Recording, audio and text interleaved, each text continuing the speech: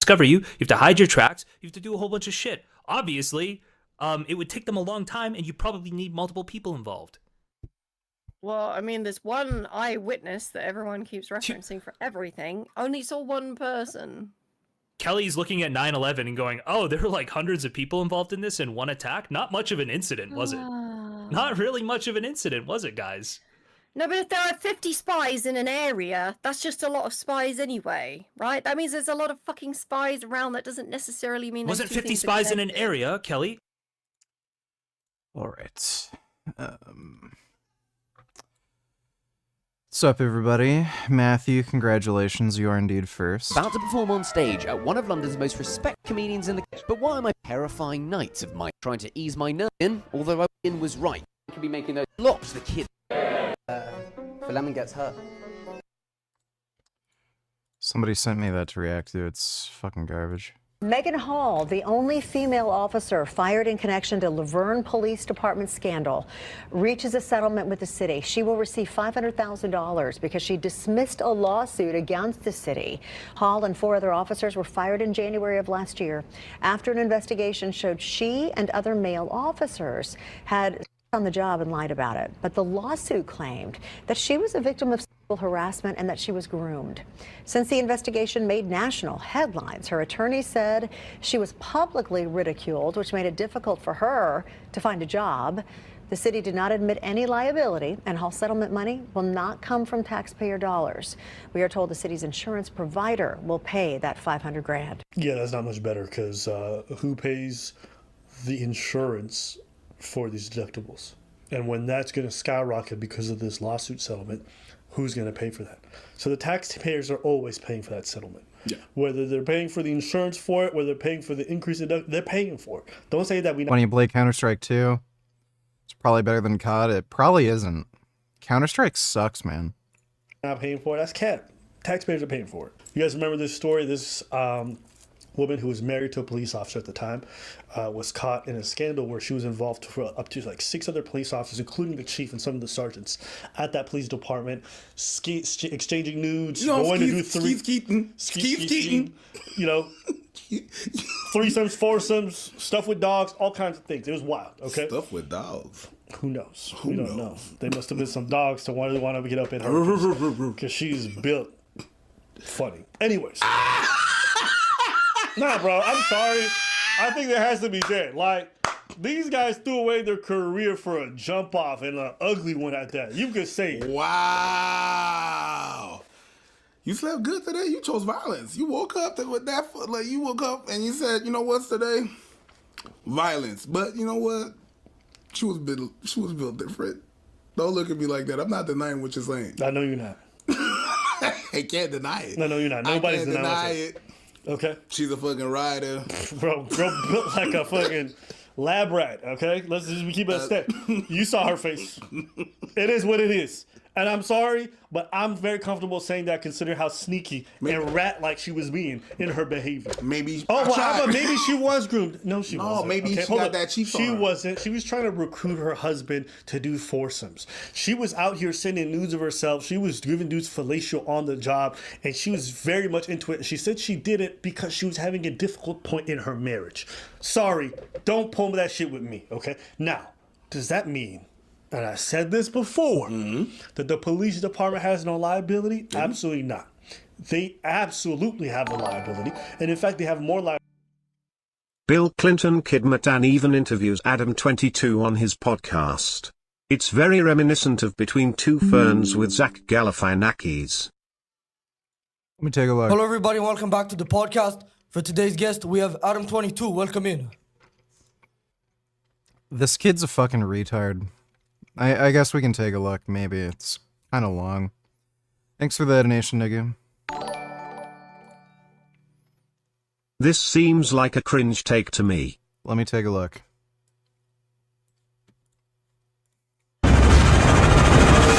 What if I told you the cost of the October 7th attack and the current conflict in the Holy Land was a red cow?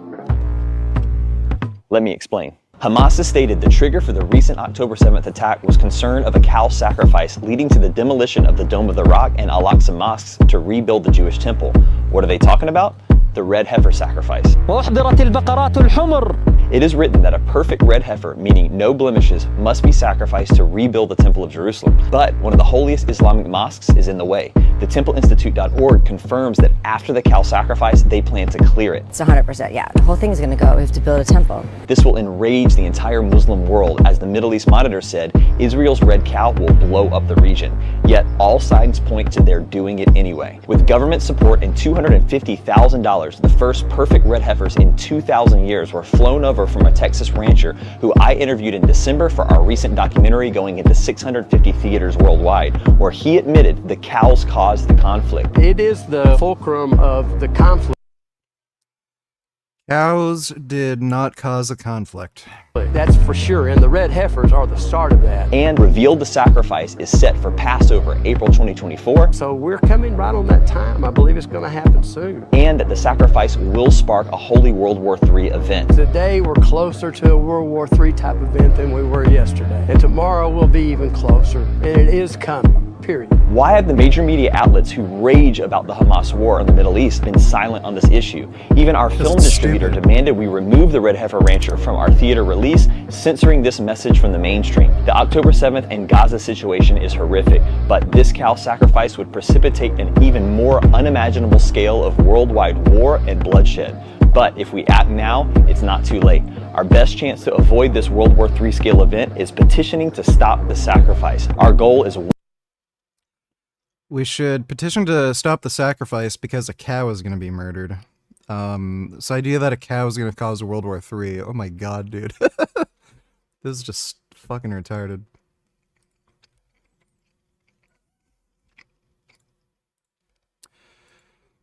Shame on Christspiracy for liking, supporting comments, pushing Hamas propaganda they've been using for years. Al-Aqsa is under attack. Aren't using this to sell tickets. The film isn't in theaters any longer, and the petition is on a separate website. However, we do encourage people to still watch the film, blah, blah, blah. No one from Hamas has ever said they committed the attack because of a cow. Like, I don't think that's even promoting Hamas propaganda. That's just fucking retarded. Thanks for the donation, Will Mage. I'm building this situation. Now that Israel deliberately murdered those aid workers in cold blood, are you going to admit that they are doing a genocide, apologize for your previous propaganda, and stop being a Zionist cuck? So, where's your evidence that they deliberately targeted aid workers, you fucking moron? Like, it's so idiotic. Thanks for the donation, Top G. And I'll say why. Because these guys were in managerial positions. They were in positions of power and leadership. So there's no point you should be out here your subordinates as a public servant. I'm not paying your salary so you could bang another cop on the job. In that case, I don't care if it's her or him. Both of them should be fired. And I think all of you agree. Would you guys feel good if instead of doing their job, you found out two paramedics were banging in the back of the thing? Of course not. Would you be happy if the police or the department head of your local hospital was out here banging nurses on the job? No. They shouldn't be doing that. It looks terrible and it invites a lot of potential lawsuits. And if you're going to be that irresponsible, you should be fired.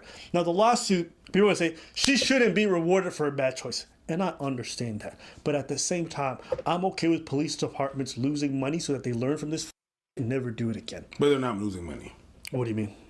Is it people that are losing money? Yes. The problem comes when it's time for re-election and it's under your student that they're probably not going to re-elect you. Sure. Right? Because there was actually some council members who were against the lawsuit being paid out. They said, what kind of message does it send? That you could just sue our department that we're getting. So a lot of people are unhappy about this because you have to understand, in a lot of these smaller places like Laverne, they don't operate on an unlimited budget. Yup. The budgets are limited. So when lawsuits like these come, it does affect their bottom line. It affects the rest. Yes. Okay. Definitely. So these are not good things for them. All this to say, I'm okay with the lawsuit. She's not even going to get paid that much after the lawyer takes his portion and then the taxes come in. She's probably going home with what? 175, which is 200, which is still what, like a year and a half salary. No, she's a rookie. So it's like two. She got like 3-4 years from that. Yeah. That's still a substantial salary or pay. But the idea of you being paid that out when you leave your job is crazy. Like a lot of people will die to have that opportunity, that kind of money. So yeah, I mean, this lady's gonna suffer from this. It's gonna be very hard for her to get any job or to go anywhere because her face is plastered. She has to move. She probably already did. I don't think she's a victim. Absolutely not. I don't think she's a victim. Do you? No, I think she Clearly is suffering from it, but I don't see her as a victim. Yes, there was probably... I'm suffering. It's more like, I'm suffering, but whatever. Semantics. Hey! I used my hand, but technically, imagine this was a penis. Now imagine there was 6 dudes. Now she's suffering, but is she a victim? I mean, I believe that it's possible that, the police department... Okay. And according to an internal investigation, Hall hooked up with several colleagues, sent them nude pictures, and went topless in a Girls Gone Wild themed hot tub party. She also allegedly had a threesome with one of the cops and his wife. The shocking investigation report... 110% agree. The petition should be for their heifer. I could care less about the mosque. The fact that the Muslims care more about this building in Tel Aviv teared down rather than the life of a sentient animal taken away is super cringe of them. Yeah.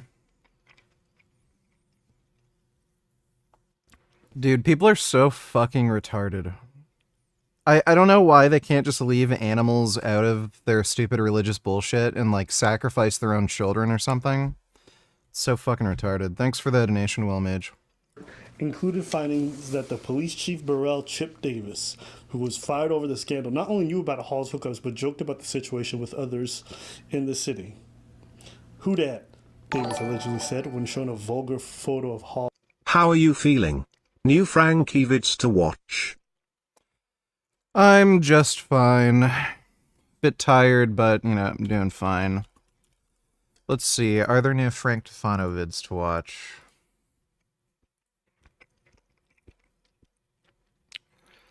Doesn't look like it.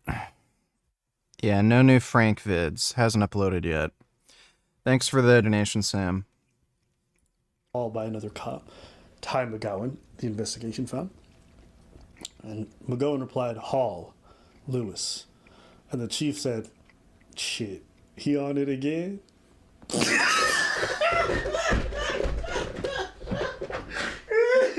That's that training day kind of shit, but instead of drugs, it's booty. I do understand that it was only her face that was really plastered. That means that, yes, we probably showed the other cops, but the one that was really advertised was her. So I can understand that.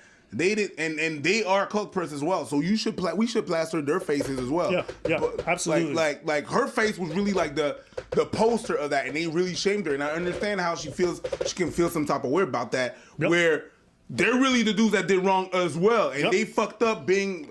And we didn't expose them as much as we did her. So the point where she's saying, "Yo, I got ridiculed," I can understand, and the media only showed her. Didn't really show them like that. I've seen a couple of pictures, but not as much just to... I could recognize her. I could pick her up. I could pick her out in the line. All right? I could be like, yeah, that's her. Yeah. That's that over there. Yeah. That thought...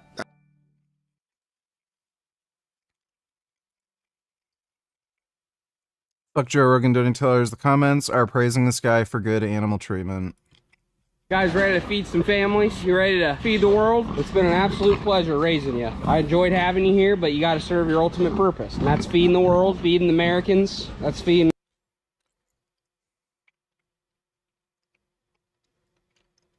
Jesus Christ. Fuck this piece of shit, dude. Sup VG? How you doing? Thinking this would be me next Easter when I'm around my non-vegan family cooking flush in front of me? Lol. Sound on. Let me take a look. And this right here is lethal. I split the bed with my people. I'm selling shit that's illegal, more evil than Dr. Evil.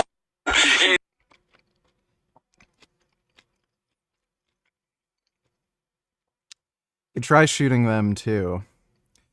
Yeah, at least shoot the food. That was weird. Thanks for the donation, Grey Knight.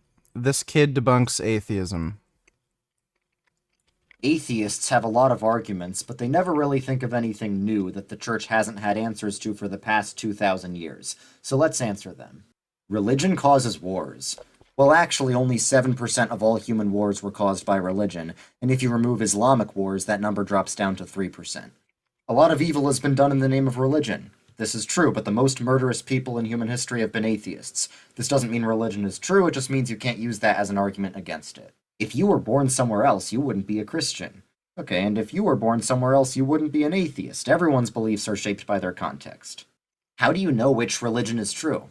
Well, everyone, religious or not, has faith in a certain worldview. It's just that some worldviews are called religions and some are secular. But everyone has to ask the question of which worldview best explains the world.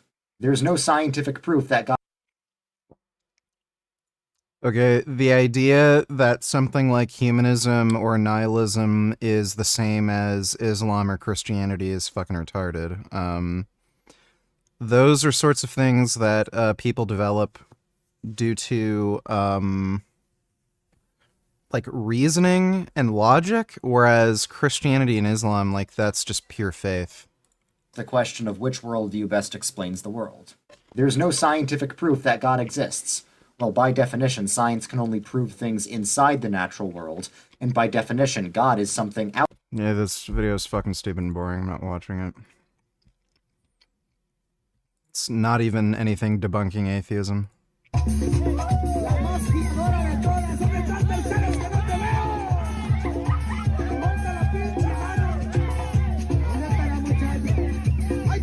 No, so I don't care.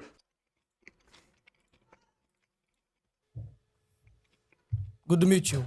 What's up, man? Mike is here. He's gonna be a little bit late, so he'll be in here in a minute. What's up? Hello, Adam22. How you doing, man? Does it make you uncomfortable to watch your wife get fucked in the ass or no? Not in the ass. Or not in the ass? That didn't happen, no. So where was that? The vagina. Oh, but not in the ass yet? No. How many more men do you think you're gonna let your wife sleep with in the coming months? Well, she did the one scene with Jason Love, and then we shot a scene together with Lil D, and then Oh, so already 2 it's been. It's been 2, and then we're supposed to shoot with somebody else soon. Do you know when that's gonna be? It's actually tomorrow. Tomorrow? Yeah. Are you gonna be in that one as well? Yeah. So what are you guys averaging? 1 every 3 months now? It's not really. It's kind of all over the place. I don't know. I guess averaging, maybe, yeah. Is this something you're gonna continue to do in the future, you think, or what's up with that? That's fun, you know, yeah. I You don't enjoy mind. doing it? Yeah. How many more times do you think you'll let this happen? You have a number on it, or just as long as it? I'm 40. She's 32. So as long as we keep doing porn, I'm sure we'll keep shooting with other people, yeah. No, but do you have a date, like when you're 50, will you stop, or 5 more times, or a set amount of money, or what is it? I don't know. I mean, it's fun right now. I'm not really like married to it, but at the same time, it's a good time. Just doing the whole porn thing, you know? Well, obviously I would disagree, but that's besides the point. Do you think you'd be able to turn down the pressure and temptation of smoking meth with a genius from Best Buy? Yeah. Like, I feel like I could probably smoke meth every day if I really wanted to, and I just don't. So why don't you do it? Because I have done meth before, and it's a roller coaster. But you're saying that you've had the opportunity, but you turned down the pressure and temptation? I mean, we all have the opportunity, right? We could all probably figure out somebody who's No, got but I'm meth. saying, but would you be able to turn down the pressure and temptation of doing it with a genius from Best Buy? Like the Geek Squad? Yeah, those guys, because those guys are really cool. They're like superheroes, so it's almost like Iron Man. Do you think you'd be able to turn down Iron Man offering you? Fuck is this? Fuck donate $2. Whose side are you on here? I'll give you my one, and forgive me if this comes across as a bit too forthright, yeah? Recently, I've seen some clips where some, Islamophobic guests have been attacking the religion, and you gave. I know what your style is. I understand it. Your style is to let people speak. You believe in free speech and all this kind of thing. I fully understand. But there comes a time where, okay, you need to exhibit some of those virtues that we're talking about, in the sense that, okay, if they're talking about your religion, because you're a Muslim, right? Yeah. Like fresh in the beginning, even Not a though good one, but he yes. did try his best, and I respect him for that. He was, when I was speaking about the Bible and Christianity, he wanted to push back. He did want to push back, and he was thinking, and he was really being inquisitive and so on. I would want to see a bit more of that, brother. You know what I'm trying to say? If people are attacking Islam, because Let me tell you something. We need to have as much an emotional investment in the principles that we hold to be true as we do with issues to do with gender and so on. Like if, for example, I've seen you get mad a few times with some woman in your studio that was, I don't know, saying certain things that the Muslim audience can say, okay, this guy, he's one of us, and yes, he has the same emotional investments as we do. Just like Fresh, in the beginning, you could see he has an emotional investment to Christianity. He even brought out the pendant. Now, as we're talking, I don't know if you had it in. Well, I had some verses here for you as well, and you should debate Sam Shaman as well. That'll be a good debate. Versus David. I get Myron's standpoint as well, but I get what you're saying too. But he just like the guest speak because for our show, even you yourself, like we let you talk the whole time because you're the guest, you know. But yeah, so I'll address that because obviously people gave me some criticism for that. So, and I know you mentioned if you stand for nothing, you fall for anything. For me, I stand for free speech. That's the most important thing to me, right? And this conversation's boring. And he's not a free speech advocate. He's copyright striked other channels that have criticized him. This guy is a grifter. Do you agree? Good morning. Dwayne here, Dry Creek Wrangler School. Yep, we got another horse in here we're working today. I'd anxious. Calm and controlled. I don't know. It sounds like he's training a horse. Thanks for the donation, dude. New meth? I feel like even the coolest person in the world, if they tried to get me to do meth with them, I would say no. You would say no? At this point in my life, yeah. Would you say no to the great white hope Donald Trump? Yeah. Really? Yeah. You wouldn't do any drug with him? I mean, I guess I would be willing to go like a little bit outside of my drug comfort zone. So if you're willing to do a little bit out of the comfort zone with Donald, you must be willing to do basically anything with a member of the Geek Squad. I don't even really fetishize the Geek Squad like that. You don't think they're awesome? I mean, I used to go in there once in a while and have the Geek Squad help me with something. I don't really remember what, but I've definitely talked to the Geek Squad before, but I don't really like... What are you drinking? I'm not on their dick. This is an iced coffee. From where is that one? Dialogue Cafe. You can order it on Postmates. It's pretty And good. they, what, they'll give you some of the money for that? No, they just give you coffee for money. I've yet to get an affiliate deal. Yet to get an affiliate deal? No, I haven't got that far with it. Well, just for anybody who might not know you, we usually have a little bit of a section where we let the guests introduce themselves. So just introduce yourself a little bit. My name is Adam22. I do a podcast called No Jumper, and then also a sexually oriented podcast where we fuck the guests called Plug Talk. So you're just a podcaster guy? That's the basic version of it, yeah. And then one of them is with your wife? Mm-hmm. Plug Talk. Oh, that's the hat. Mm-hmm. Can I see it? Sure. Are you a bald guy? You got a hair transplant? I got a couple of them down, yeah. That you're on another one now? I have one healing right now. It's healing right now? That's why the hair's short, just because I had to shave it to get the hair transplant, yeah. Where'd you go to get that one done? Turkey. Is it cheaper over there or is just that's where it's legal? Yeah, definitely cheaper. Why do you take my hat?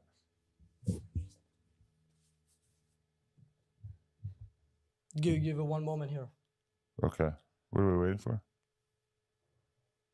There's like a person moving around out there. You hear something? What happens when they're real? Okay. So tell everybody a little bit about No Jumper. That's the show you run? That's not the sexual one? Mm-hmm. So tell them a little bit about that. I interview a lot of rappers, a lot of weird gang members, and just different. Yeah, I'm probably going to do a lifting vlog tomorrow. Who do you think is the most famous person you've ever interviewed? Maybe like Young Thug or Young Tug? Master P. Master P? I don't know. It's probably Amber Rose. She's pretty famous. Do you think at some point you might retire from No Jumper and pass the torch to someone like Keemstar or Boogie2988? Probably not them. Why not? Probably if I was going to pass the torch, it would be to somebody like younger than me. And well, Boogie's a young guy and Keemstar's not so old either. They're a little bit young guys. I'm pretty sure they're both young older buck. than me. They're both old, and they're both, well, Keemstar I think is in shape these days, but Boogie's a fat fuck. I feel like I would give it to somebody with less body fat than me. Less body fat? Yeah. Why so? Why not a higher body fat? It's kind of like a youth-oriented platform. I feel like, you know, in terms of the hosts, maybe like a little bit younger is better. Like if I was going to retire, probably because I was a little older. So you think that the youth wouldn't like if your co-host was fat guy? I mean, if it was the right fat guy, hit my head, and what happened as a result? You lost a couple pieces. But that Make would be a one of my crypto. goals. That probably wouldn't be my advice. Really, why not? To make a crypto? Yeah, tell them it's gonna go. What do they do for that? Why you? Somebody poking at it. But from we the did that. inside. Joining, just write some comments here.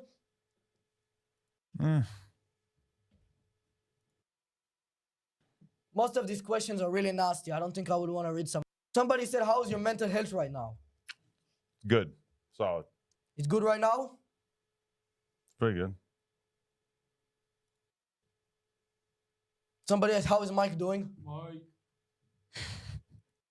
Are you okay to come out of the closet? It's gonna be okay.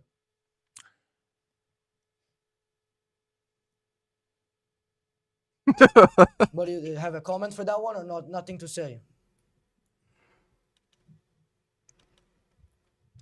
Somebody asks why you ask them to pull their pants down. They're only 10 years old. Did you do that? No. Somebody said that one is really nasty. They said you should die because your life is meaningless. What do you have to comment back to them? I'm in. I don't really have a comment. Kinda. We'll just keep doing it. We'll do only a couple more minutes of this segment on Instagram Live. Are you enjoying this segment so far? No, I think I'm gonna go. I'm kind of bored. You're leaving? Yeah, I'm bored. Somebody asked, what do you think of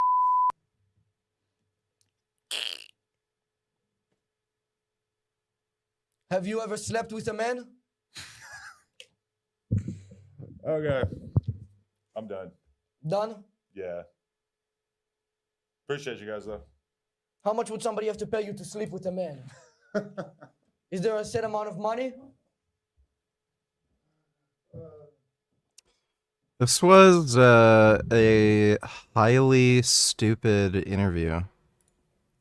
Hello, everybody, and welcome. I was like kind of boring and lame, pretty much. How does this guy have 800k subs and he's only getting like... Yeah, he's getting like 65k views, 27k. Not that much for the amount of subs he has.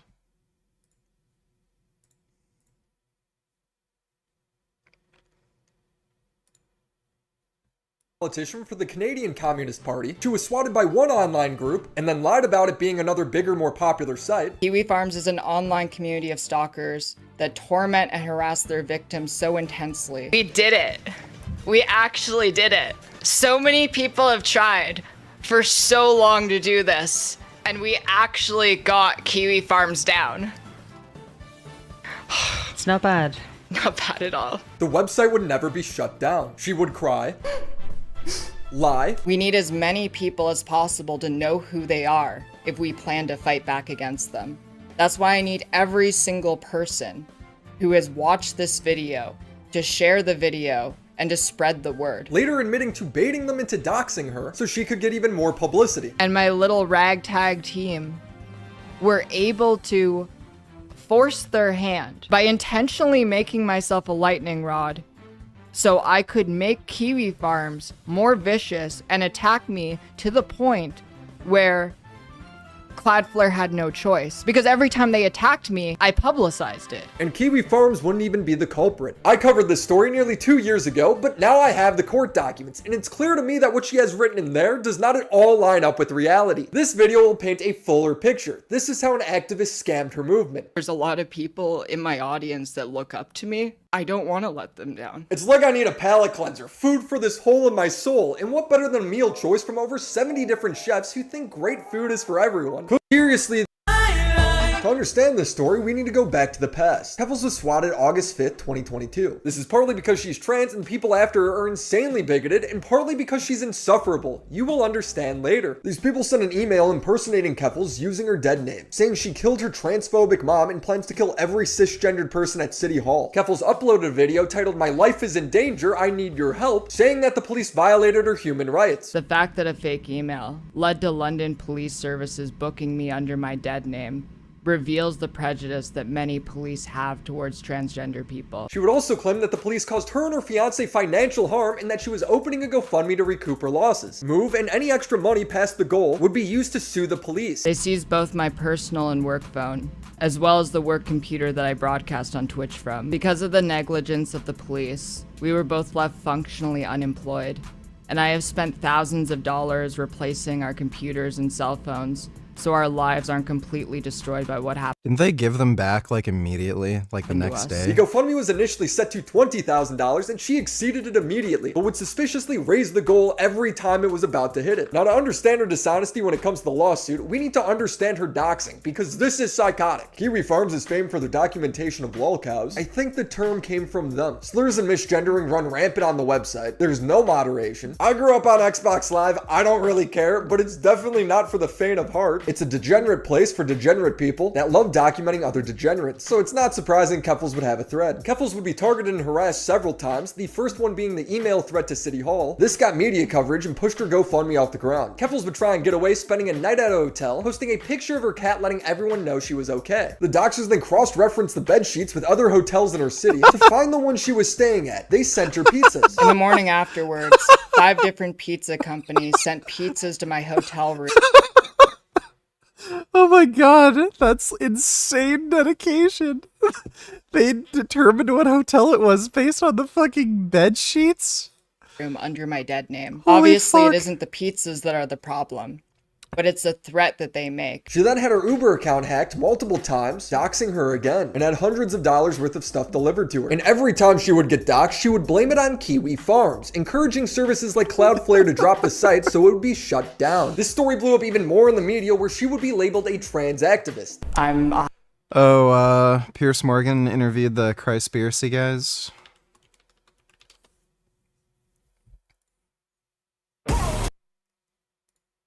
Give me one piece of evidence that proves that Jesus was a vegetarian.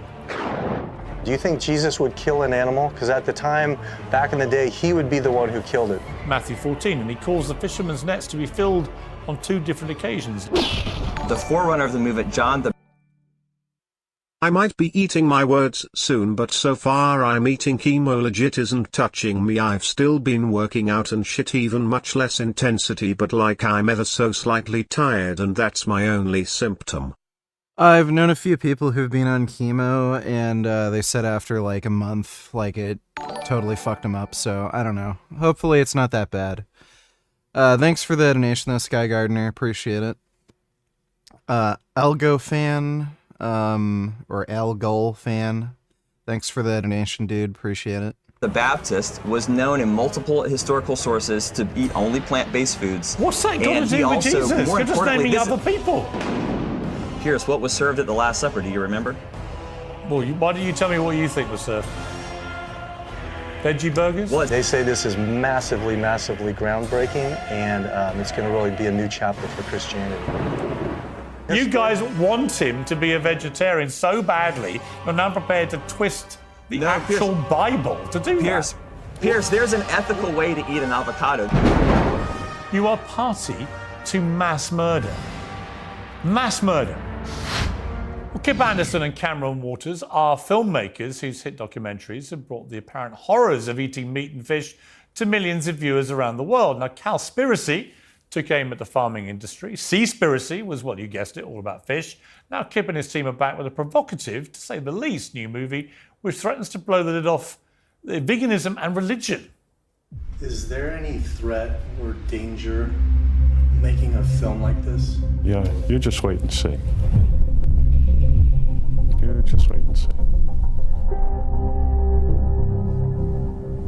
They will stop at nothing to keep this truth from getting known.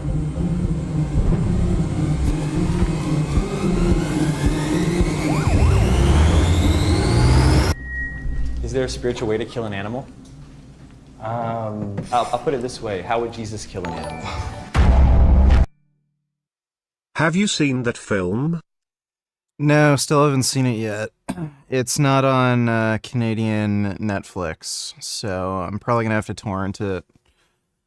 Thanks for the donation though, Sam. Is there a peaceful way to kill an animal? Well, Christspiracy, which just launched 2, I have to say, truly diabolical reviews, claims to be an exclusive story about Jesus Christ that's never been told before. I would dare to suggest there's a reason for that. Well, Kip and Cameron join me now. Gentlemen, thank you for joining Uncensored. Is this all a bit of a joke, this one? Is this like literally you're laughing at people? No, definitely not a joke. That's for sure. But your pretext is that Jesus was a vegetarian and might have been crucified because of his vegetarianism. I mean, on what possible planet do you base that on? The film doesn't say that he was crucified to being vegetarianism, but there is a massive thing in the film that happened 4 days before he got crucified, which is a cleansing of the temple that's historically documented. And the film explores what happened at that and what were the intentions of not only Jesus, but the Nazarene movement at that time, and giving it complete context. It's been mistranslated, and it's a powerful, powerful reveal that will really transform Christianity. And people everyone from scholars, theologians, archaeologists, early Christian historians who know about this, who have seen this and explored this with an open mind, they say this is massively, massively groundbreaking, and it's going to really be a new chapter for Christianity. Okay, here's what I don't get. I've done a bit of research myself with my team. This is, you may call it biblical scholarship, I guess. Luke 24, 41 to 43. Jesus ate fish. Jesus also served fish to his followers.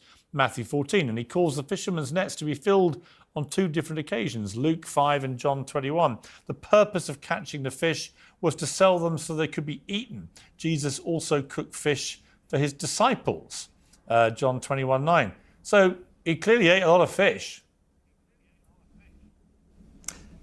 Yeah, well, Piers, let me say I'm a Christian myself. I think it's cringe to claim Jesus as vegetarian when he wasn't even real in the first place. Well, yeah, the real discussion should be whether or not he existed, and he didn't. There's more evidence for, like, the existence of Robin Hood than there is Jesus. So, yeah. He didn't even exist. And if we're going to use the Bible as some sort of historic document, I don't think it shows that he's vegetarian. Thanks for the donation, Will Mage. I was baptized in the church, and I've learned and read those stories my whole life. In fact, it led me to be a fisherman myself for many, many years, hunter, all the things. I'm the least likely person to go on this journey and start to ask some of these questions. But what I will say is when you look deep enough into some of those stories, which we do in this film, and I highly encourage you to see it, these fish stories start to become quite a bit fishy and certainly raise a lot of questions, namely that the word translated as fish is 3 different Greek words, 2 of which just simply mean to relish something just eaten on bread. And in Jesus' own retelling of the feeding of the 5,000 with the fish, he himself in Matthew 16 verse 9 says, "Don't you remember when I multiplied the loaves?" and doesn't mention the fish at all. And that's Jesus' own words. Multiple times throughout the scripture, the same thing occurs, as well as the first early church fathers who had the original documents in front of them. They don't mention the fish in these stories. So at minimum, we're not saying anything. We're just asking questions. Why is there this discrepancy? Well, you are saying he was a vegetarian, but you've got no actual evidence that he didn't eat fish, have you? In fact, all the evidence in the Bible points to the opposite. Well, even, Piers, before even going into that, that's only really scratching the surface of what this film actually is, as Kip was saying.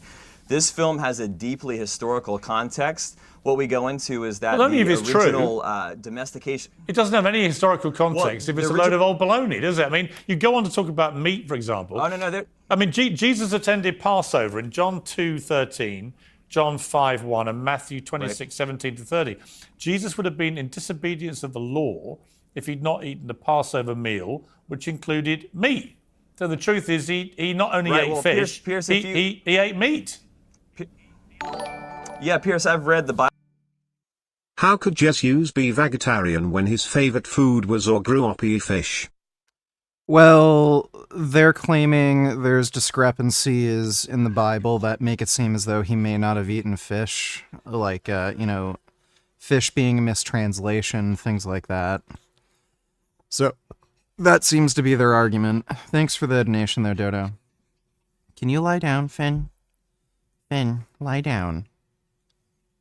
Yeah, that's a good boy. Bible front to back myself. I've obsessed over this for the last 10 years, and my entire life was based on Scripture.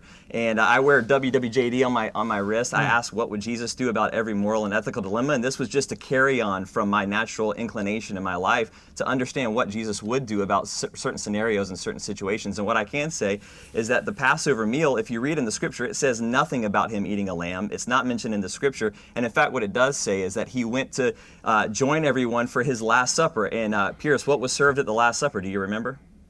Well, why don't you tell me what you think was served? Veggie burgers? Well, it says in the Scripture, bread in the juice of grapes, bread. And so that was in its own way a very interesting telling. Again, it raises a lot of questions. Why is the Passover originally called the Feast of Unleavened Bread? Well, you think Jesus only lived off bread?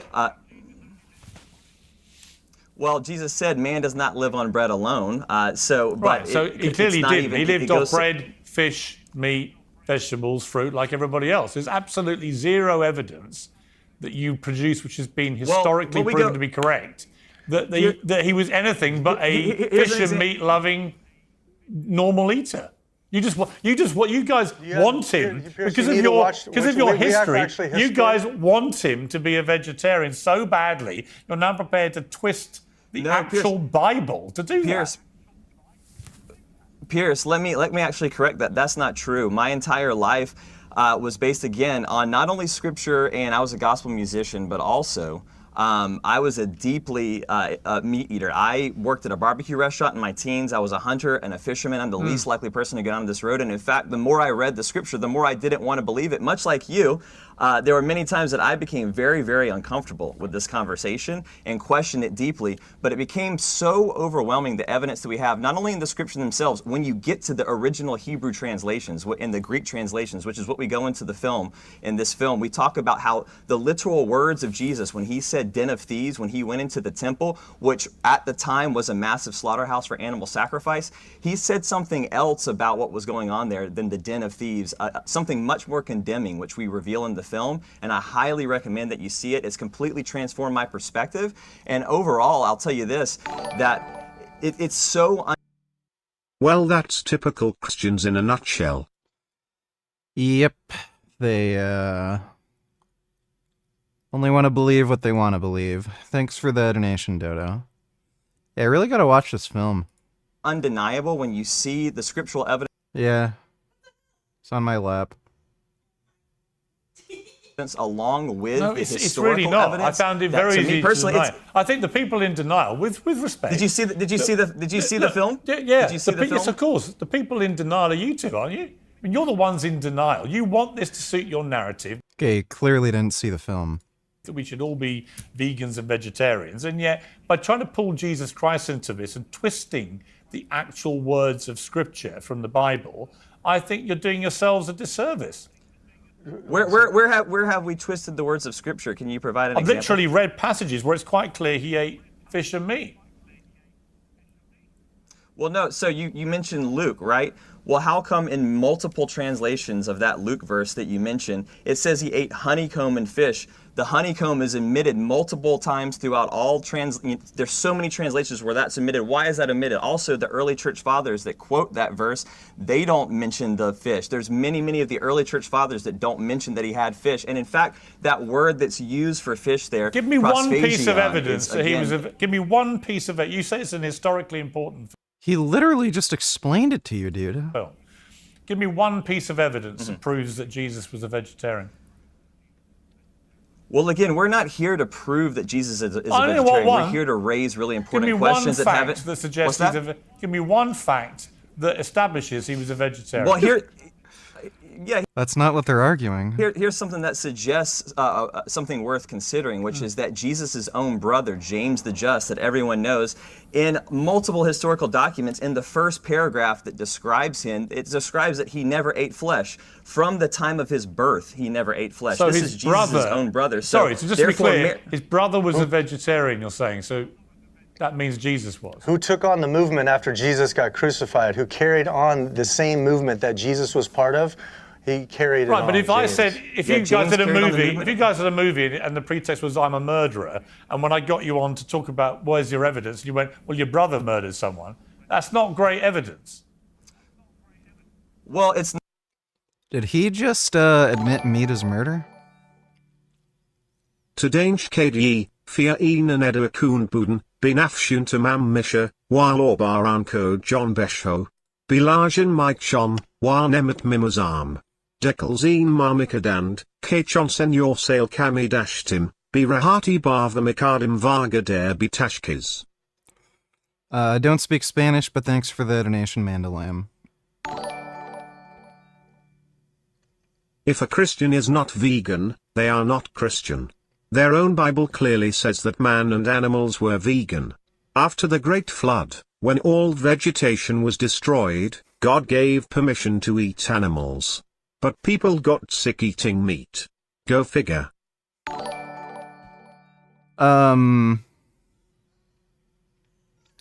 Yeah, it is kind of funny. They specifically mention certain types of meat too, like pork, shellfish. Thanks for the donation, Poppy Black Lotus. Garden of Eden's also a garden. Like, what type of food do you eat in a garden? So, makes sense.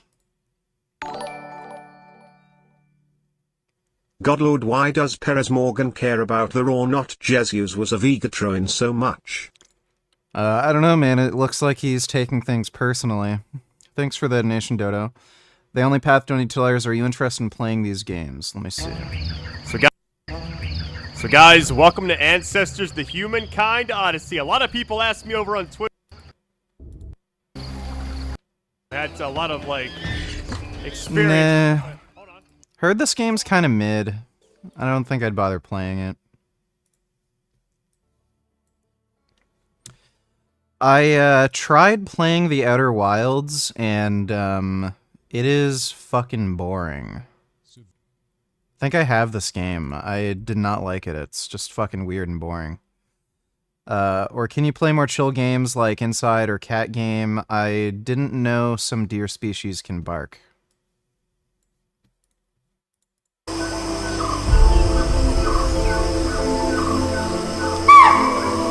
Wow.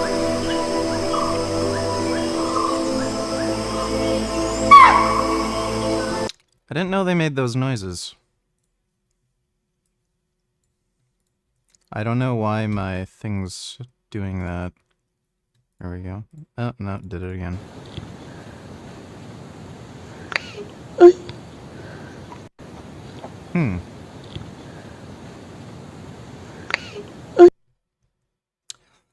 There's some interesting noises. If we're gonna play games tonight, we're probably gonna play LA Noire. But yeah, I like playing like story-based games. I might get the Walking Dead Telltale series. Thanks for the donation, dude. Nigga Cock donated $2. Can you please just this one time put Mandalam's gibberish into Google Translate and see what language it is and what he said? Well, it's Spanish. And I don't really care what he said, but thanks for the donation, Nigga Cock.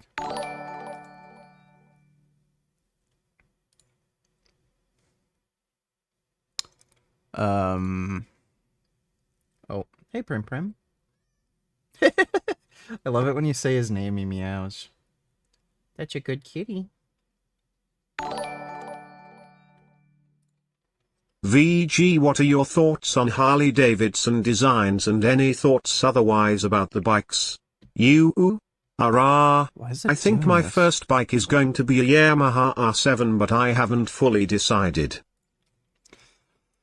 Yamaha R7 is a good bike. If you want a sport bike, it's probably the best beginner sport bike you can get. They have the Ninja 500 now, right? Which is a 450. It's not even a fucking 500. There's also the Ninja 650. That's a good choice. But yeah, the R7's pretty good. I hate Harleys. They're stupid.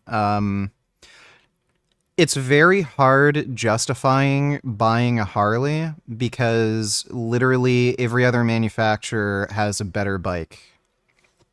So if you want like an expensive bagger touring bike like Honda Goldwing, if you want like a bagger cruiser like a Kawasaki Vulcan or an Indian, like they all, like every manufacturer makes better bikes than Harley, and they're cheaper and they're more powerful and they're more reliable.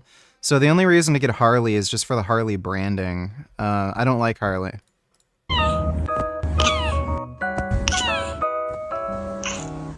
Wow. My goodness. 这谁顶得住啊 That's a really cute kitty. Thanks for the donation, Oakgoat. Bad news, VG. Let me take a look. Why the fuck is it doing this? The state of Florida is now free to ban abortions after 6 weeks, and that's according to a new ruling by the state Supreme Court. Now, the new law, which can now go into effect, impacts nearly all abortions at 6 weeks, which is before most women even know that they're pregnant, which is effectively a full-blown abortion ban. But the court's decision also allows for a proposed amendment that would protect abortion rights in the state, and that amendment would be put up on a ballot for the state's residents to vote on. So ultimately, Floridians will have a final say on reproductive rights in the state. But first, let's talk about the court permitting the strict abortion ban. So back in 2022, Ron DeSantis signed a 15-week abortion ban passed by the GOP-controlled state legislature. Which I think is pretty reasonable if you are going to enact a ban. Which was almost immediately challenged in the courts. Then in April of 2023, just weeks before he announced that he was planning to run for president, he signed a ban after 6 weeks. Now, the 15-week ban has already been enforced while the 15-week ban has been enforced while it's being challenged in the courts. The 6-week ban was written so that it would not take effect until a month after the 2022 law was upheld. So yesterday, the conservative-leaning court found 6-1 that the 15-week abortion ban enacted in 2022 was constitutional. The ruling, in response to a lawsuit brought by Planned Parenthood, the American Civil Liberties Union, and several abortion providers, will allow the six-week ban enacted last year to take effect by May 1st. The ban, by the way, does include exceptions for rape, incest, and the like. Yeah, and you're never going to get those exceptions. We already know how that works. Life of the mother, but considering the fact that Texas passed a similar law, we've seen how this has really played out. There was a woman who had complications. Fucking retarded. Thanks for the donation though, Dodo. Let's see. Like the Gru or whatever? Something like that? Hey, Vegan Games, what's up, buddy? Hey. Hey, how's it going? Hey. Hello. What's up, dude? We all just we've been arguing about the Havana syndrome stuff, so Right. If you want to go through some of that. Yeah, I'll like lose a few brain cells. my general opinion on it is I don't think it's crossed the burden of proof that there's like some sort of energy weapon involved. The symptoms are really weird. They don't all point towards that type of weapon being used. The circumstances in which all these people started experiencing symptoms, again, it suggests that that type of weapon isn't being used. There's other explanations like exposure to pesticides in Havana, and on top of that, U.S. intelligence hasn't like supported the theory. Most of this is just based on, personal anecdotes of people experiencing like weird symptoms and having an assumption that some sort of weapon's being used, and like the weapon in question hasn't been found. So Yeah, no Sure. weapon. So, yeah, just real quick, what do you think of the fact that this investigator has linked this specific Russian unit that he's talking about to sabotaging explosions of artillery centers in Belgium and Czechia, and to pesticide like Novichok organophosphate poisonings in the UK? Yeah, and then he says we see them going like, do you believe there's anything to Russians moving to these cities, weeks before these attacks happen, and then leaving after they happen. Yeah, so I think there could be something to that.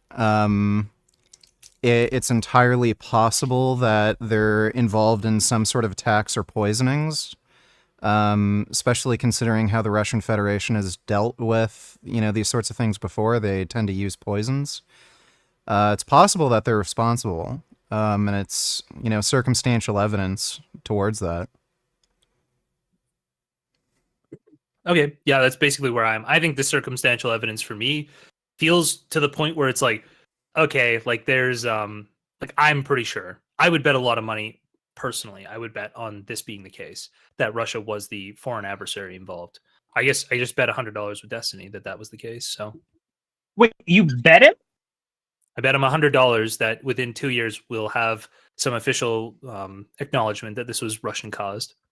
Oh shit. Okay. Well, hey, let's keep an eye out for that. I should have asked for odds on that because I think the burden of proof would have to be so insanely high for like the diplomatic cost to actually come out and say that. I think it would be crazy. But I think, like I said, this guy's got sort of the chops, I guess, in doing these investigations and tying these two Russian people, like Russian agents, that I think it'll get there. So like 5 US intelligence agencies in 2023 said very unlikely. One said unlikely and one said nothing. But you think that it's all going to change? And did you say the span of a year? There's already so many Or 2 sanctions. years? There's already so many sanctions against Russia. They can't really do anything, yeah. Hostilities are already so high. I don't expect the U.S. intelligence agency to try to use de-escalation tactics and just deny things. Like, if they thought that there was evidence of this, they'd probably come out and say, yeah, there's evidence of it. Well, I think the issue is they don't have any escalation paths yet. And so what do they do when they come out? Do they just say, oh, well, we already have every sanction in place, right? Like, what do you get from actually saying Russia did it? Because now I think the escalatory paths left to you are military. And I don't think they want to go down that route. Yeah, Why it's would possible. you bet money on it then? Talkies, for me, it was just the syndrome was Russian caused. That's it. Not energy weapons. I'm unconvinced there's even a fucking syndrome. It's quite easily it could be psycho-fucking somatic. Well, yeah, that could be the case. There's a psychosomatic component to all pain, and we've also seen this sort of thing happen with fentanyl. There's, plenty of videos of police officers coming across fentanyl packages and shit, and then fainting and then claiming that they, got dizzy and they were affected by fentanyl when that would be literally impossible. It's just that there's been so much hype and everything surrounding it that they experience these symptoms. So it's entirely possible that some of these instances are entirely psychosomatic. And just because, there's this Havana syndrome thing that people are talking about, they might it could be be attributing... psychosomatic, and they have also just some health issues they were going to have anyway. Yeah, and a lot of these, Havana syndrome, some Canadian researchers have actually linked it to the use of pesticides to deal with that virus that was spreading around in Havana. When there's links to the Havana syndrome that haven't even been related to, these agents, these Russian agents, I don't know. It's a little... It's a Zika virus, yeah. Yeah, the Zika virus. Now, the other thing I would say is Russia is known specifically for poisoning people with pesticides, organophosphates, right? So could be another thing there. What I would say is, what would you say, Vegan Gains, to the fact, in terms of being psychosomatic, you have two people collapse in Hanoi, Vietnam. Both are medevaced to Walter Reed Hospital, the big military hospital in the U.S. where they treat presidents, and they're both diagnosed with traumatic brain injuries, and they postponed Kamala Harris's trip to Hanoi because of it. You think there's I think that works against it being psychosomatic, that these two people go down, they're diagnosed with an actual illness, an actual problem at Walter Reed, and then the trip from Kamala Harris is delayed. My question would be, what type of traumatic brain injury? One that doesn't show up in an MRI, apparently. Sure, lots of concussions don't show up in MRIs, Kelly, 2 or 3 years later. If they're bad enough, they will. Because if they collapse, Apparently, like it's, I've had this meaningless. happen to me. I hit my head and then I fell on the floor and then I got completely knocked out. Like they could have collapsed and just hit their head on the way down, and that's what caused the brain injury. Yeah, I mean, a lot of things could can be, cause could brain be. injuries, can't they? And again, like the energy weapon thing, like a lot of people have, talked about this. If it were some sort of infrasound or some sort of sound device, it doesn't travel well through air. So you'd have to be like 5 feet away from the person, and it would Yep. probably be audible as well. Other people would I think hear we're it. pretty set on this being pulse microwave radiation. Yeah. At least in terms of this is the most likely scientific phenomenon, because the audio one, yeah, it's like it doesn't travel far enough. It's not concentrated enough. The pulse Everyone would microwave have to radiation be in like a ground explains most of these floor things. next to a window, whilst there's another person on For the the other for side. the audio of the thing, window. not for the pulse microwave radiation, but the pulse microwave radiation, yeah, would probably be difficult to go to an upper floor. You'd probably be targeting people on the bottom floor. But again, we don't even know that anybody was hit on an upper floor. That would actually be very useful information, because I think it would start ruling out some of these certain causes. I want to say, right, if there is any type of Russian spy involvement or whatever, the most likely outcome is that it's mixed, right? You wouldn't be doing the same thing in every instance to the same people. There's no real reason to always do the same thing, is there? Sure. But this is a non-lethal, non-traceable attack, right? So with a lot of their organophosphates, they can prove through blood work, and because I think organophosphates get stored in your fat, they'll be able to figure out exactly what the agent was, and if it's like a custom agent like Russia uses, they'll be able to trace that back to you, right? So that's one thing.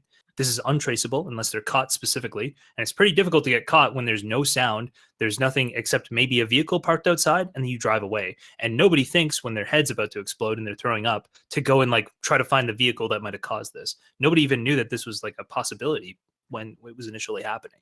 So you're speculating on pesticides.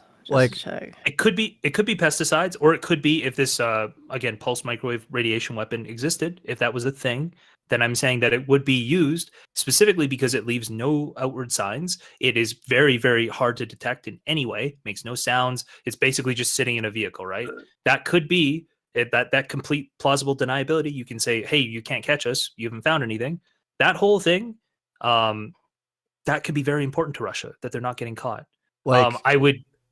What's also weird to me about this is we don't know what the weapon is when apparently it's being used for years, and with the sanctions and U.S. spies within Russia, and a lot of Russians are actually ratting out their colleagues and shit, so that, like, if shit goes down in Ukraine the wrong way, they won't be prosecuted under war crimes. Russian Federation's really leaky right now. It's hard to believe that they have this kind of weird weapon, and then it that's being used for years in foreign countries, and we still don't know what it is. Like, that's another weird aspect to this that makes me think probably not the case. Yeah, same. I literally could come up with a just so story that explains why that is, but like it doesn't matter. We're just speculating. Yeah. That's why, again, like I do try to stay.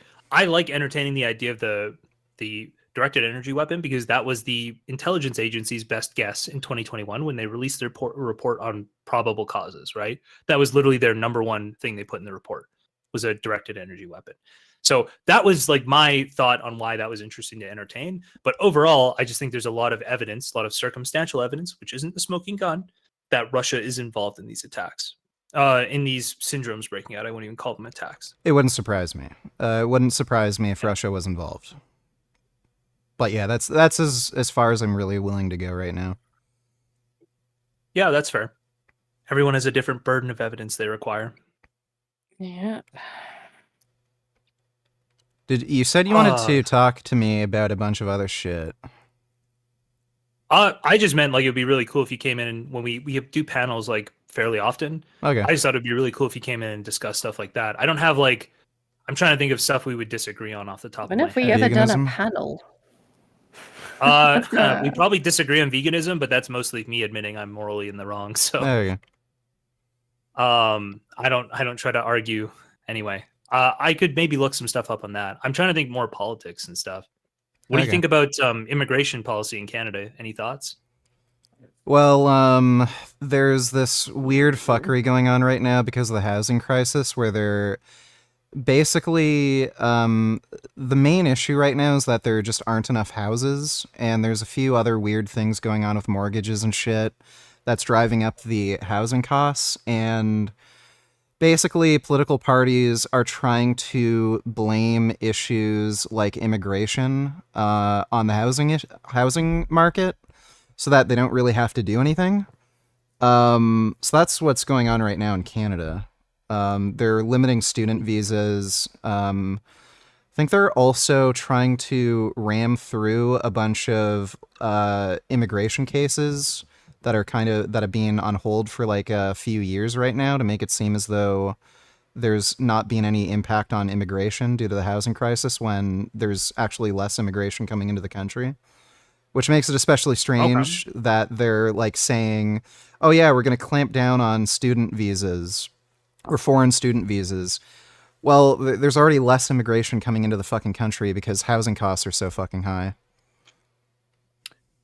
Yeah, and so here's my thoughts on that and why the federal government does that, or federal parties are doing that, is because they have no lever into the actual problem. They can't actually change housing policies on a local level, right? So the only lever that the federal government controls is immigration. And so we have, the supply and demand for houses. Well, they can control the demand side. They don't really have federal policy they can enact unless they gain some massive powers they don't have that enables them to like allow more housing to start in specific cities. They are actually like kind of sitting on their hands. The main issue is zoning. Zoning in North America, period, is beyond fucktarded, and it massively limits where you can build. So yeah. Yeah. But that's what I'm saying is like the federal government has no ability to do that, and if they don't have any ability to affect the the supply side of housing, then basically all they can do is restrict the supply. Did I say that right? They don't have the ability to affect the supply Demand. side. So Yeah. all they can do is control the demand side because the only way they can really do that is by adjusting immigration, and that leaves them with that's the only lever they have. So I think probably that's a fundamental problem we have in Canada and maybe a lot of other places. Oh, you're the Canadian? people that control immigration. Yep. The people that control immigration though are fundamentally disjoint from the people who control housing, and that needs to be rectified in some way. Oops. Where in two Canada are you things from? need to work in concert. Western Canada. Oh, you're not going to mention like province? Just don't want to get doxxed? Yeah, basically. I can Okay. tell you, but yeah. And as soon as we mention that, I'm gonna hear like 10 different suggestions for what province I live in. Don't do it. We Don't might live do it. close by. I moved to Ottawa fairly recently. Oh, no. Sorry, I'm out west. I'm West. Sorry. West. Yeah. Never mind. Yeah. Anyway, I don't live in Really? Vancouver, guys. Canada's zoning, Vancouver housing sucks. shit. Like Vancouver City, anyway. Wait, I love Vancouver. I've been to Vancouver a couple times. I love Vancouver, but I also come from like shitty cities, so It's pretty fucked there right now. I just think having like a metro that goes around the whole city is great. I'd never lived in a city that's got like a full city metro before. Right. Yeah, when I Wait, lived am I in saying- Toronto, it I'm was pretty saying that nice, right, the right? public transit system there. Yeah. The easiest $100 Destiny ever made. Is it, Kelly? Yep. Okay. Kelly, what topics do you have? Kelly, you've got a topic for us, right? You don't like the current topic? Let's get Sorry, off of Canada I and wasn't talk about what Kelly complaining wants to about talk it. about. I was just responding to someone talking about the $100. Wait, Kelly, did you not just say Canada zoning policies? What do you think the that fucking not- did I Trudeau mishear that? weapons ban? I'm sorry, just because you're hoping to come up with something for vegan gains is not my problem. I don't know what you're talking about. I haven't followed much to do with Trudeau.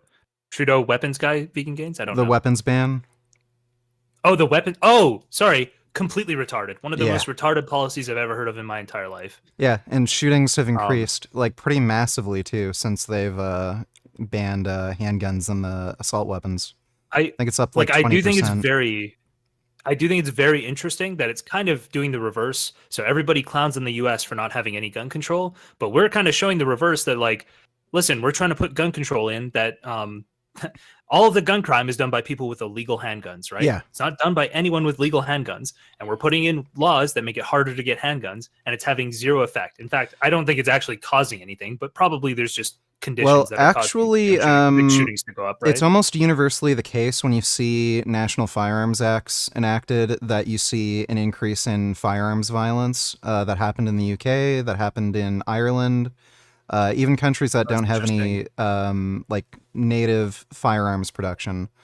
Australia is one of the few cases where that didn't happen, but that was because firearms violence was already going down pretty rapidly before they enacted the NFA.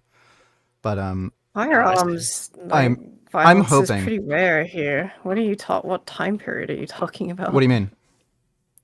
They don't have many gun-related deaths of violence in the UK. Yeah, so before they enacted the NFA in the UK, after they enacted the NFA in the UK, firearms violence increased. It wasn't until after they increased mandatory minimums that it decreased. I'm not saying it was high before. I was just curious what your timeline was for that, but yeah, if you're not talking about recently, it's fine. Yeah, but yeah, I'm hoping if there's like a conservative majority next election, they're just going to get rid of the ban. Then I can like finally get my license and buy handguns. Yeah, I have a lot of I don't even own guns, but I as soon as I saw it, it's like, okay, that's not going to do anything. It's obviously not. It's like fundamentally designed to do nothing and just like look good as a virtue signal to American politics. I don't. Anyway, it was very stupid. There were the way they wrote the bill too just shows how little they actually considered things, and the people involved clearly don't know anything about guns. There's the big concern that they're going to ban shotguns because it was included in the bill that they were banning guns with a certain bore diameter, and 12 gauge shotguns would technically fit under that. And then they had to come out after the fact saying, "Oh no, we're not going to ban shotguns." So they don't even know anything about fucking guns. The people who were writing up the policy. Yeah, I totally wouldn't doubt that. What's really fucked too, they banned AR-15s. Now we have new non-AR-15 compatible guns on the Canadian market that are exactly identical to an AR-15. It's just that they're not compatible with AR-15 parts. But same operating mechanism, same basic furniture, Picatinny rails and everything, adjustable stock. It's just not AR-15 compatible. So, yeah, what a fucking victory. Do you know what the laws are like federally in terms of printed guns? Do you have any idea? Yeah, it's illegal. Printed guns? It's the same. It's the same laws with firearm production. So we already there wasn't any need for any specific legislation against 3D printed guns because there's already laws against firearm production. To produce any kind of firearm. That's too bad. I'm sure a lot of people would have a lot of fun with that as a hobby. I wonder where that crosses over in terms of taking apart and rebuilding your own guns. Yeah, I think you can 3D print furniture. So if you have an old M1 Garand, you could make the stock and the frame, the wood part that holds the actual firearms components. You could probably make something like that, but in terms of actual parts, the actual mechanism, I think that's against the law. Interesting. Cool. Oh, are you streaming tonight? Yeah, I'm streaming right now. Oh, are you streaming right now? Cool. Yeah, I'm just gonna get back to my stream unless you have anything else to chat about. I was gonna ask what you had planned. What are you looking at for content? I'm reacting to Piers Morgan on the Christspiracy film right now. Right, I'm just gonna. I don't know what that is. Yeah, it was some film talking about whether or not Jesus was vegetarian and shit. Okay, cool. All right, take care, man. Yeah, you too. Have a good one. All right.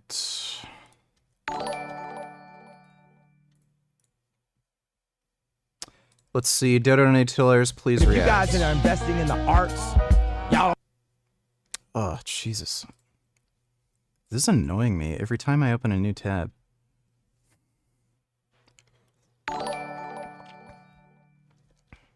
Hi VG. I hope that you are doing great tonight. So, I've decided to stay on the path to becoming a vegan registered dietitian nutritionist instead of nursing. Reasons being that I'm much more passionate in that field and I have a father willing to help with tuition. Well, that sounds like a good idea. BTW, let's face it, when it comes to abortion, most Floridans are going to vote against it. I'm not so sure. Maybe, but I'm not sure. We're gonna have to see how that goes. Even in red states, it seems that the majority of people are in support of abortion, so I don't know. Thanks for the donation, Dodo. Yeah, Ben, I'd say the most important thing is just doing a job that you find fulfilling, that you enjoy. So yeah, if you think that's the best choice for you, go for it. Thanks for the donation, dude. I want to invest in this school in Brazil. I want to go to Africa. I'm standing up and I'm telling you, I am Warhol. I am the #1 most impactful artist of our generation. I am Shakespeare in the flesh. Walt Disney, Nike, Google. Now who's gonna be the Medici family and stand up and let me create more? Or do you want to marginalize me till I'm out of my moment? Or why don't you empower yourself and don't need them and do it yourself? How, Sway? Take a few steps back. You ain't got the answers, man. You ain't got the answers. You ain't got the answers. You ain't got the answers, Sway. I've been doing this more than you. Doing what? You ain't got. Come on, chill out. You ain't got the answers. You ain't got the answers. I'm asking you. You ain't been doing the education. You ain't been doing the education. You don't have the answers though, because you trying to give me advice about something. You ain't got the answer. You ain't spent $13 million of your own money trying to empower yourself. Yep, but I spent hundreds of thousands and putting out clothing lines at a smaller degree. All I'm asking you, and it ain't no Ralph though. It ain't Ralph level. Let me ask you this. I'm asking What's the name of your clothing line? We don't know. Kanye, you know what I'm saying? Because I lost money, but that's not exactly. And I could lose money on a higher level too. Don't think just because I got the most of the least money. Let me finish my question, dog. Man, man. Let me hear the question, you don't have man. the answers. I'm asking you for the answer. It's a question. Why is it that you can't? You have money. I just told you I lost the money because I did not have the knowledge of how to do it the right way. So you don't have the money to do it. That's your answer. You ain't got to turn up, man. This ain't no fucking show, man. I'm talking to you as a homie. It ain't no homie, man, because the thing is, the bottom line is, man, everybody, you ain't got to turn up like you ain't got to. No, hold up. Ain't no hold up. Listen, bro. Ain't no hold up. It ain't got to be no hold up. I'm asking you a question. Ain't no hold up. I'm asking you a question. Ain't no hold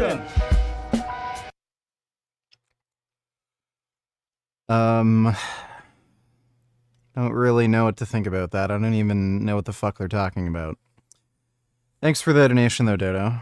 It's not just I have no fucking idea why it's so annoying. James either. The forerunner of the movement, John the Baptist, was known in multiple historical sources to eat only plant-based foods. What's that got to do with Jesus? You're just naming other people. Well, because Jesus carried on the movement of John the Baptist. John the Baptist was out in the wilderness giving a replacement. Where is a single quote from Jesus through ritual cleansing that suggests he was a practicing vegetarian? You don't have one. The whole movie is based on a completely spurious pretext for which you have zero evidence. Vegetable Man, donated $2. Hello. Really respect your opinion on a lot of stuff, so I thought I would ask about this. Recently got into trying to learn about cell phone radiation, 5G, etc., and would like to ask your opinion on the people who claim it's dangerous. Kind regards. So, any kind of cellular or wireless device is regulated. They cannot output enough energy to raise the temperature of water. The reason they do that is because if some sort of wireless device has enough energy to raise the temperature of water, that means it could damage your body's tissues. So there isn't any kind of cell phone or cell tower or Wi-Fi or Bluetooth device that can possibly damage your body's tissues because, one, it's non-ionizing radiation. It's on the electromagnetic spectrum. You can look at the electromagnetic spectrum. It covers everything from radio waves to gamma rays. It's on the low end of the radiation spectrum that's non-ionizing, so it can't break down protein bonds. And 2, it doesn't output enough energy to damage tissue just through sheer energy output. So the people who are claiming 5G and shit are dangerous are just stupid, and they don't understand how radiation works. Thanks for the donation, though, Vegetable Man. Evidence. You've done it to make money and to capitalize on the big Christian market. As a Christian myself, I find that quite offensive. Kid Beard $20. All these cities are majority black. These U.S. cities have the highest STD rates. Detroit, San Francisco. San Francisco is not majority black. Memphis, Tennessee, Jackson, Baton Rouge, New Orleans. I don't even think New Orleans is majority black. Montgomery, Discord Washington. link. Got about $130 that I'm trying to get rid of. Discord link. My public Discord is right here. I'll link it in chat if you want my public Discord. Thanks for the donation, Shia. Why don't you just give me the other $127? Thanks for the donation, dude. Yeah, I don't think those cities are all majority black. Thanks for the donation, though, Kid Boo. Bootycom donated $2. Let me see.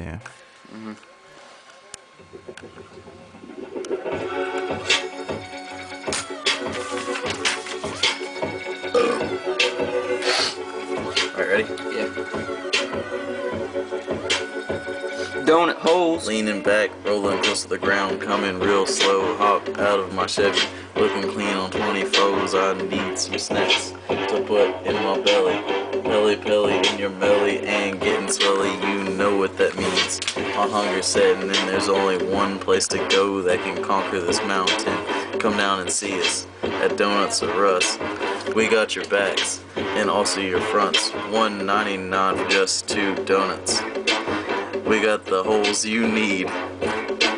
Come down and see us. Service guaranteed. Sick rhymes. Thanks for the donation, Bootycom. You need to watch the film first off, and you'll see there's overwhelming evidence in there proving not just vegetarian of what he was about and the movement was about. I just asked you to give me one piece theologians' of... truth. I just asked you to give me one bit of evidence which proves he was a vegetarian. You couldn't give me one. Well, I'll say this, in the movie, we bring up the Gospel of the Ebionites, which scholars, there's a consensus that this was an original document, the original Hebrew document of the Gospel of Matthew that the Ebionite tribe used, the Ebionite movement, and these are the people... Son Goku donated $2. Just ate horribly today, and I'm thinking about trying a 24-hour fast tomorrow. Think I should try it, or am I being stupid? I'm still going to drink water, of course. Yeah, I think that's stupid. Just, eat healthy food. There's no reason to fast. So just, eat fruits and vegetables, and then you'll be good. Thanks for the donation, though, Son Goku. That followed James the Just, Jesus' brother, and they have an original statement from Jesus that says, I do not want to eat this Passover lamb with you. This is a document that we don't have anymore. Again, your Piers Uncensored. I would suggest, and many scholars suggest, that this document was censored a long time ago, 2,000 years ago. Conspiracy. So we've lost this. So there's been a global, exactly. there's been a global historical 2,000-year conspiracy to prevent your version of events being proven. It's terrible. Well, it's not our version, Piers. I would say it's Christ's own words. He said, "I desire mercy, not sacrifice," in Matthew when he's quoting Hosea 6:6, and he says, "Go and learn what this means." And I encourage every Christian to really take the time and go and learn what this means. Okay, because, let me ask you. I'm asking the same questions as you. Okay, I mean, I suppose the obvious question is why does it matter anyway, right? Putting aside whether it is true or not, why does it matter? Well, I have a question for you, Piers. Do you feel that how would Jesus kill an animal? Do you think Jesus would kill an animal? Because at the time, back in the day, he would be the one who killed it, the animal. I've no idea. How would Jesus kill an animal? I've no idea, but given most human beings... Just think about it. Visualize how that would happen. I'm about to ask you. Let me answer the question. Let me answer the question. I think given that most human beings of that time probably would have killed animals to eat them at some stage, I wouldn't see it as completely fanciful that Jesus may have killed an animal. But how? What would he do? Can you give us a visual of what Jesus would He do? would when do what he killed everybody the animal? else did at the time. Which is what? Would Jesus use a knife? Would he break the Possibly, neck? yeah. How I don't would know. I Jesus wasn't there, actually do but it? it's quite possible. Yeah. Why wouldn't you it can be? imagine Jesus holding the lamb, the beautiful picture. You can imagine. Well, let me him all ask of you sudden two a taking question. knife, All right, let me slitting ask it. you two a question back. Are you both practicing vegans, or what are you? Yes. Well, Okay. One of the many things. So you're both. I am now because of what I learned. Okay, you're both vegans. Okay. So do you eat avocados or almonds or both? Here we go. Here we go. The bees. Here it comes.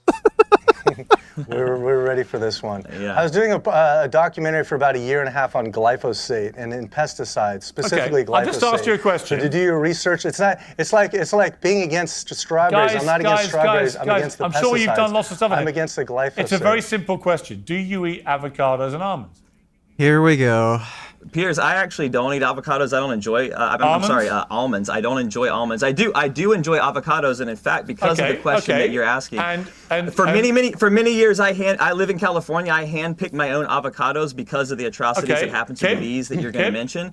But what you got to remember, Piers, is the bees are actually for the honey industry, and they're rented out to the avocado industry. I know what happens. Goes to show you that plant agriculture isn't perfect. The reason I ask you Piers, is plant agriculture is not perfect. Let me explain.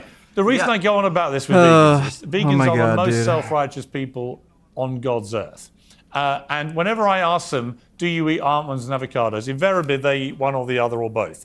And they don't like to be confronted with the reality that in the production of their favorite foodstuffs, billions, literally billions of bees, the little guys, get exterminated.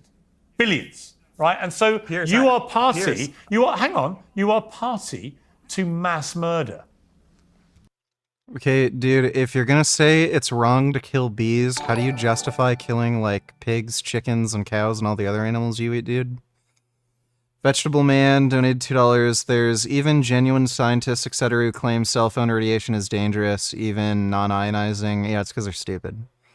But I guess some scientists are wrong, though. Feels like bullshit to me. Only thing I'm slightly concerned about is that WHO classified it as possible human carcinogen.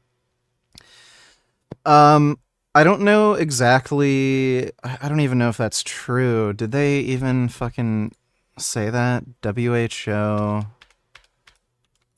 cell phone radiation, electromagnetic fields, public health, mobile phones, exposure levels, any health effects. To date, no adverse health effects have been established as being caused by mobile phone use.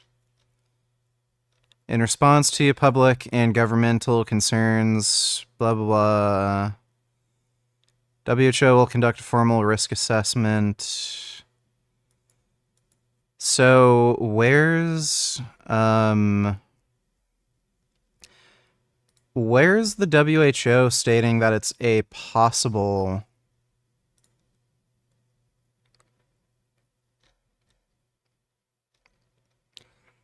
While an increased risk of brain tumors from the use of mobile phones is not established, the increasing use of mobile phones, blah, blah, blah, warrant further investigation.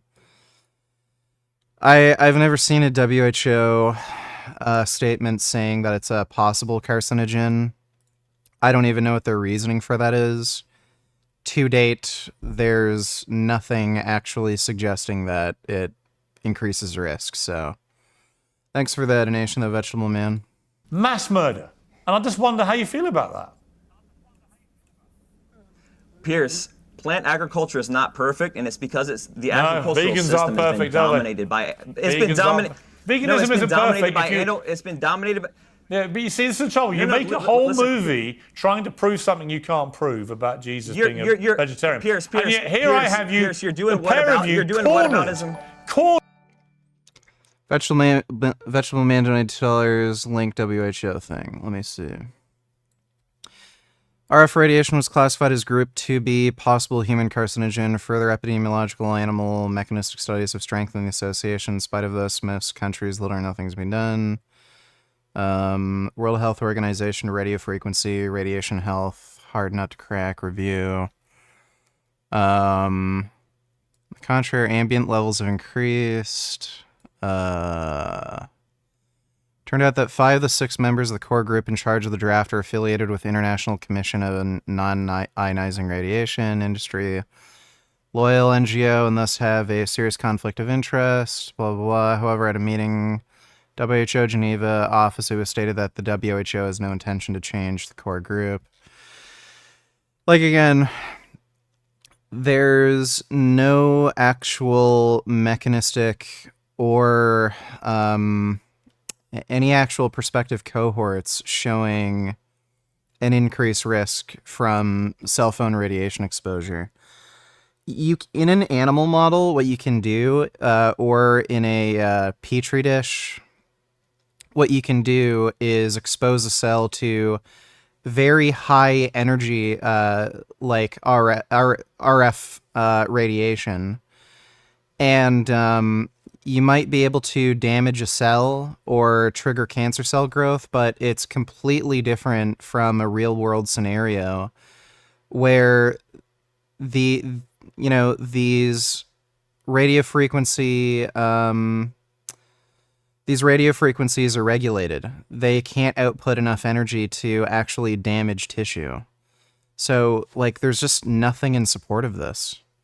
Thanks for the donation, though, Vegetable Man. Honored as mass murderers. No, it's not. No, it's there's not the real movie. Hey, Piers, there's an ethical way to eat an avocado. There's a way to do it right. No, but, and okay. it's hard to do it right. How many bees have died? Because there's only 0.04.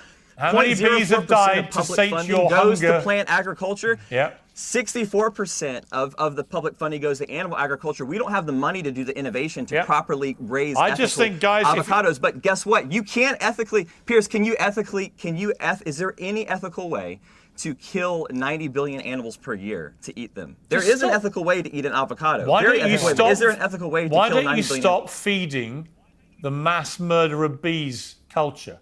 That's all I'm asking you. That's what ask the honey industry. I tell you who would have looked after. I tell you who would have looked after the little guys. I tell you who would have looked after the little guys. Jesus. He would have looked after the little guys. So you're admitting Jesus was vegetarian? Absolutely, he does. Absolutely. He'd be against glyphosate and pesticides. And he looks after the little lamb that you say he'll slit his throat and kill. You should invoke the spirit of Jesus Christ and stop eating avocados and almonds, and you should stop encouraging the mass extermination of the little guys. We do. Do you agree? We do, and we would love to see that. Yeah, absolutely, yeah. Absolutely. The little guys and the big guys, all of them. This is a big moment. Thank you. Yes. Thank you. I've got you to admit you've been committing mass murder, and you're going to stop. No, we haven't. That's not what we're saying, Piers. We're saying that there's unnecessary killing that's happening in all stages of agriculture. So you can eat avocados if necessary. The majority of it is 90 billion. I wish they did the same research on Prophet Muhammad, and discover that he was vegan or vegetarian, and see how all the Muslims react. It would be way different from the Christian reactions. Well, they'd probably put out some sort of hit on the producers of the film like that so that they end up getting killed. That's what Muslims would probably do. Prophet Muhammad definitely was not vegan or vegetarian. His favorite food was goat, so yeah, I don't think there's any way you'd ever provide evidence of that. Like, there's a Prophet Muhammad was a real historical figure, and yeah, we know for sure through historical documentation that he was not vegan or vegetarian. Thanks for the donation, though, D. Booty Cum donated $2. Let me see.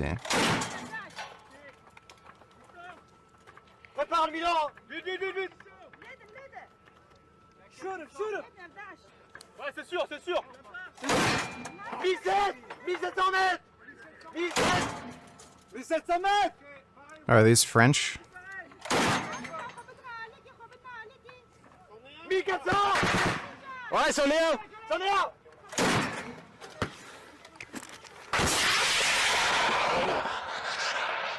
Pète-le, pète-le, pète-le. Pète-le. Pète-le, pète-le. Ratez, ratez. Plus en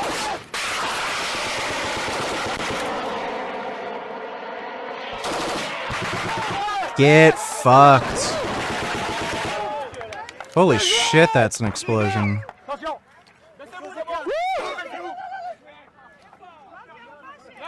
On prépare un deuxième. Yeah, get fucked, dude. That's great. Thanks for the donation, Booty Cum. No, Pierce, there is an ethical way to eat an avocado without killing any bees. Bees die when they sting you, Pierce. The point is there's no ethical way around killing an animal to eat it. The animal has to die, and it has to go through suffering. 99% of all animals are factory farmed, Pierce. How much meat do you eat, Pierce? I mean, you know what, guys? Do you eat factory farmed meat? As a Christian, let me just say, guys, as a Christian, Pierce, wait a minute. As a Christian, I forgive you both. Well, Pierce, you're a very, very sweet guy, and I actually honor that, and I think you're an awesome person. I know you love your cats, and I think that it's in your heart. I know you're against factory farming, yet you still eat factory farmed animals. Why do you do that? I like meat. What can I tell you? And I'm not a hypocrite. I'm not a sanctimonious hypocrite. I'm not a sanctimonious hypocrite. You would be a hypocrite. You said you're against factory farming, but you eat it. Who preaches to people that you've got to leave animals alone, but quietly takes part, actively participates in the mass slaughter of bees.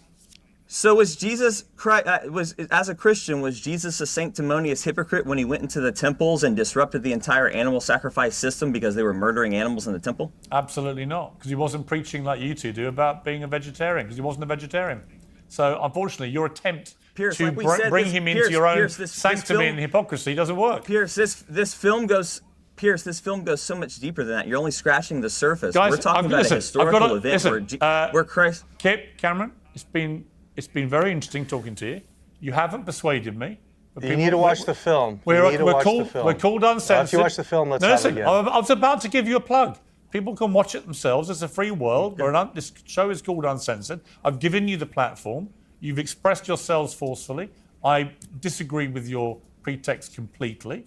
And I think there is a whiff of sanctimony and hypocrisy about the way that you take part in the slaughter of bees, but we will agree to disagree. The bees. And I wish you a very happy day. Dude, I wonder what Pierce would say if a vegan comes on and they said, no, I don't eat almonds or avocados. Like, what would he have then?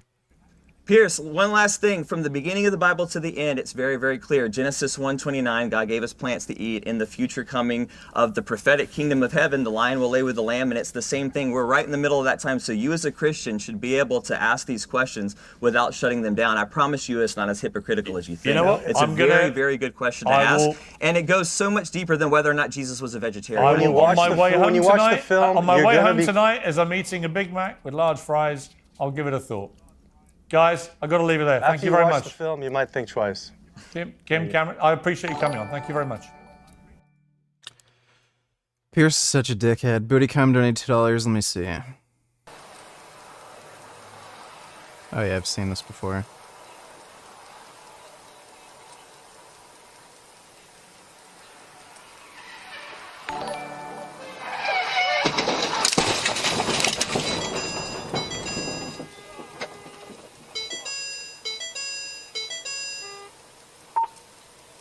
Bravo. Yeah, that is pretty retarded. How do you fuck up that bad driving, dude?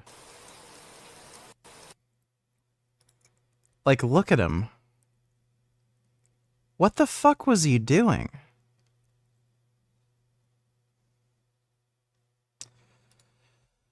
Thanks for the donation, Booty Cum. Gatus donated $2. Sfarge is gay.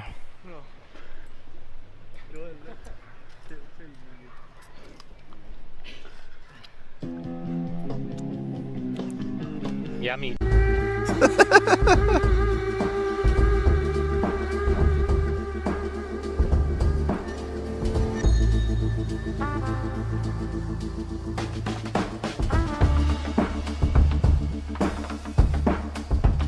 I helped him with some things. I even sent him my fucking blood. And he doesn't care at all. He's a heartless prick. Now I will show you he drinking the blood. Got a package from Sweden. What could it be? I wonder. Whoa! The color is nice. The elixir of life. Leave a little, that's all. That is so gross, dude. There, nigga. Thank you, man. Tack. It's like having sex with you, just better. I have you in me. Oh, fuck me. Oh, man. I would like more of this. Fuck. That's pretty gay. Oh, so good. Oh, I get it. Epiphany of my life. I get everything now. This is why they do it. Imagine like baby blood. Fuck. Yeah, fuck, man. That is so gross, bro. Oh my god.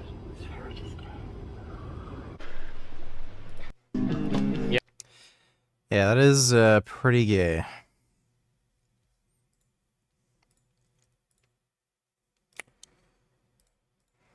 A high profile. Oh my god, dude. Let me open the tab again. That are the problem, but it's a threat that they make. She then had her Uber account hacked multiple times, doxing her again, and had hundreds of dollars worth of stuff delivered to be shut down. This story blew up even more in the media, where she would be labeled a trans activist. I'm a high-profile transgender activist. There's a big target on my back. The community that I built online was the only time we ever felt like a normal teenager.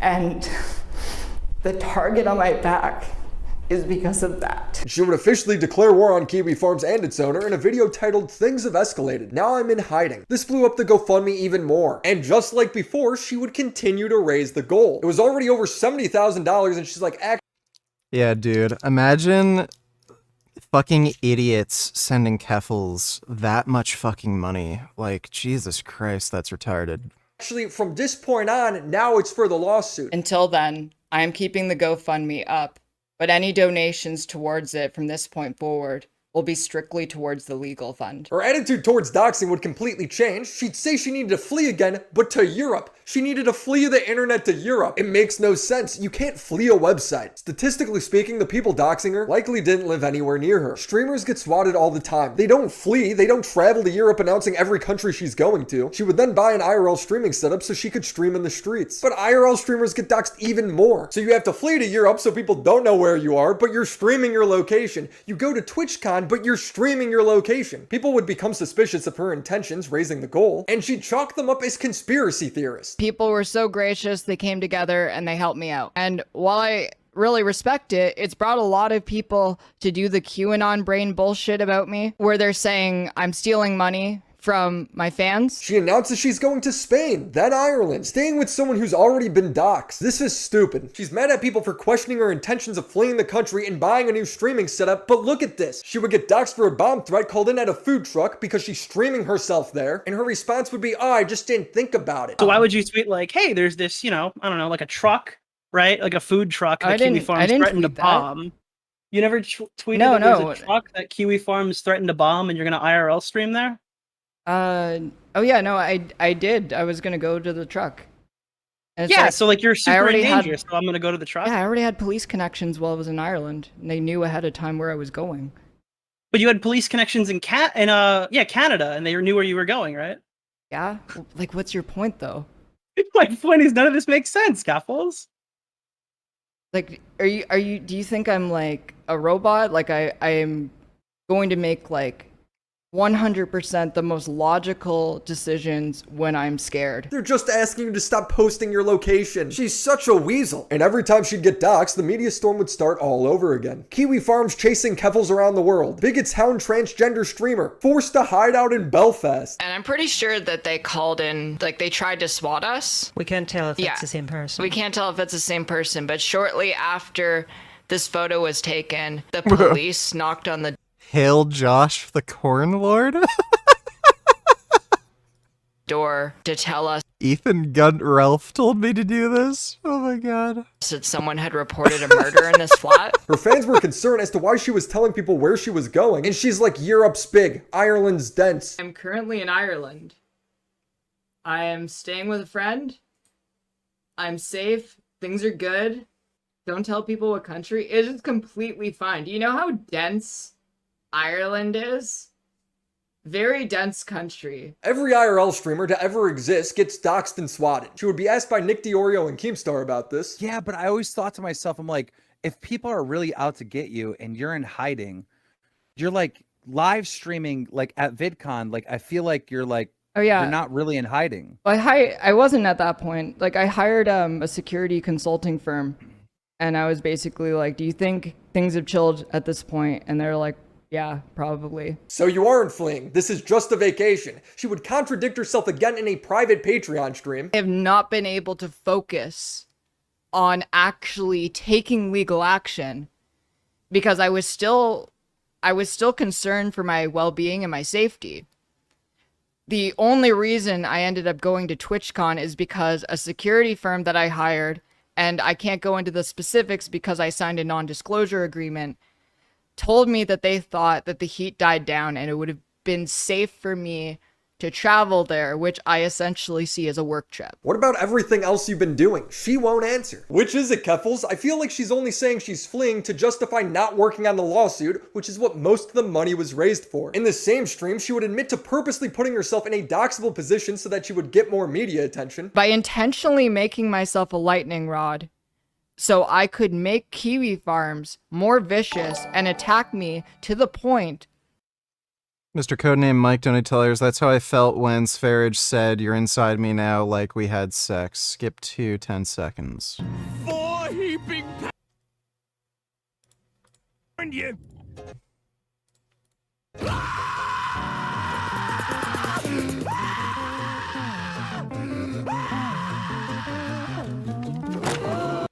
Yeah, it's pretty cringe and fucking weird. Thanks for that donation, Mr. Codename Mike. Just my thought, New York couldn't be more of a cuck. Just wow, man. Wow. Trump wins New York primary, AP says. Really? Oh my god. Donald Trump wins the Republican presidential primary in New York. Well, yeah, I guess he's the only viable candidate, which is hilarious. Thanks for the donation, Grey Knight. Where Cloudflare had no choice, because every time they attacked me, I publicized it. One of the things that I did intentionally for the success of the campaign was make myself a lightning rod. I egged them on. I egged Kiwi Farms on. I wanted them to attack me, because by doing that, I was able to show the world how fucking vile they are. She wrote in her Discord, "Oh, it's just Kiwi Farms chuds. I don't know, they could keep laughing at me. They effed with me and I got 100K. Directly got them deplatformed from Cloudflare. I won." And Keffals would redirect the hate towards Kiwi Farms and their provider Cloudflare. I was up till like 8 a.m. because we decided at the last minute to do a protest in front of where the Cloudflare Connect conference is being hosted in Sydney, Australia. The Online Safety Act actually forbids cyber abuse content, like the kind that's hosted at Kiwi Farms. Mm-hmm. And apparently Kiwi Farms does get routed through Australia. It does, yeah. So unless the people who run the servers that get routed through Australia are willing to pay a $500,000 fine, they need to drop Kiwi Farms. But here's the thing, the people doxing and swatting Keffals wasn't Kiwi Farms. It was actually a much more malicious website. I'm not going to name the site because if 100,000 people watch this video, statistically speaking, a couple of them are going to be crazy. I don't want them looking up her or her family's personal information. So I will call it Website Zero. Website Zero is what Keffals portrays Kiwi Farms as. Kiwi Farms is a glorified gossip forum where people troll and use slurs. People do dox on it, but it's not what the site is for. Saying otherwise is like getting doxed on Twitter and then saying all of Twitter is a doxing site. Website Zero is a malicious group of hackers and doxers meant to harass their target, not just online, but in real life as well. They had the email that got her swatted. They have proof of her hacked Uber Eats orders, showing that's how they kept doxing her. They explained how they confirmed her new address and So Goku don't need to tell others, fuck it. I think I'm gonna just try the 24-hour fast. Alpha Destiny does it occasionally. Yeah, like, I mean, it's not gonna kill you, but I don't see what the point is. Thanks for that donation, Son Goku. Ireland with the dox of her roommate by the shape of the doorknobs in the background. When her family was swatted, what website? Dude, how the fuck do they figure out where the hell you're staying from the shape of the doorknobs? How is that possible? That was actively talking about it at the time. Website Zero. It's like the most complicated way to arrest somebody. They would even fool me when they would file a complaint to the Copyright Claims Board on behalf of Keffals using White Forest as the copyright enforcer, trying to make it look like she wanted to revoke Kiwi Farms' safe harbor privileges. You could read just how ridiculous that sounds. I reached out to White Forest and the person who filed the claim, and they said they never did. You need to put a lot of personal information to file a complaint like this, meaning it was most likely Website Zero, and she knows it's been them the entire time, actively trying to silence people who talk about it. Saying in her DMs with Destiny, I was scared. Website Zero users aren't stupid like Kiwi Farms users. So this whole campaign is built off of a lie. Website Zero was too scary to go after, so she made it about the infamous troll site. Like what, is 4chan next? Hey, it's more marketable anyway. All of us are here talking about like Website X. We're all talking about how bad it is, how it's like a secret, how we don't speak the name of it, but everyone knows it and everyone's worried about it. And it's like, it sounds like the perfect website for a campaign for them to get dropped by their fucking service provider. Like, this is what I'm saying. Yeah, It's like, I don't think the momentum is there for that, though. Like, with the Drop Kiwi Farms campaign, it was just really opportune timing. I had all this media attention on me, and journalists were, like, following every fucking thing I said and did. Mm-hmm. And I didn't even know about the second website until they went after me. yeah, but when you just Well, I guess if New York is voting for Trump, then it looks like he is winning. Ukraine's screwed, lol, well done America. Well, it's just the primary, so it doesn't really mean anything. Thanks for the donation, Mola. describe it as like a worse version of the same website, but whoa, please don't talk about it. That's crazy. Well, it's like, it's different. If it's still affecting us from websites like Twitter, I don't know what the point of going to every individual random website is to try to start a change. Oh yeah, no, I don't think it would be effective. Well, that's what you did. And it wasn't effective. Kiwi Farms is still up. And if she's deceiving her audience, her donors, and the media about this, it makes me question her lawsuit a whole lot more. Objection! When I was covering her lawsuit 2 years ago, I was seriously questioning if she had any real plans with the money. It's now crystal clear to me that she didn't. It started off with, all the money over $20,000 would go to a lawsuit against the police for violating my rights. And build a legal fund to protect my rights. And on Sorrenti's end, the story is not yet over. She's waiting for London Police Service to finish their investigation and told Global News she planned to sue. She'd continue to encourage people to donate by saying legal fees are expensive and that she's consulting with 3 lawyers. People have been really questioning, mostly bad faith people. I haven't seen a lot of people do this in good faith, but I've had a lot of people questioning my GoFundMe fundraiser. People kept asking me why I'm raising the goal when it hits the goal. And the reason why is because, yes, I'm using these funds to move, but more importantly, once I'm safe, the rest of those funds are going to be used for legal expenses. Then it became, well, I might sue the police. I'm not sure. They've been nice to me. After it first happened, I was very mad at the police. And I wanted to hold their feet to the fire as much as possible. I wanted to even potentially pursue legal action against them. But they've taken the threat against my life very seriously. And I want to see justice. It then becomes, I never said I was going to sue the police at all. I was being very careful with my language. I keep raising it. The reason that I did that in the first place was because I wanted it to be $100,000 from the beginning, but I didn't know if I would get that money. So when it kept coming in, I just kept raising the cap until I got there. I never said that I was going to sue the police. I wanted to be very careful with the language that I used because I don't know exactly what the plan is. Were you being intentionally misleading when you wrote that? Well, I didn't say. It's clearly the impression everyone got. The way she writes off people is hilarious. They just keep shifting it further and further so they can just keep trying to raise as much money as possible. One of the Yes.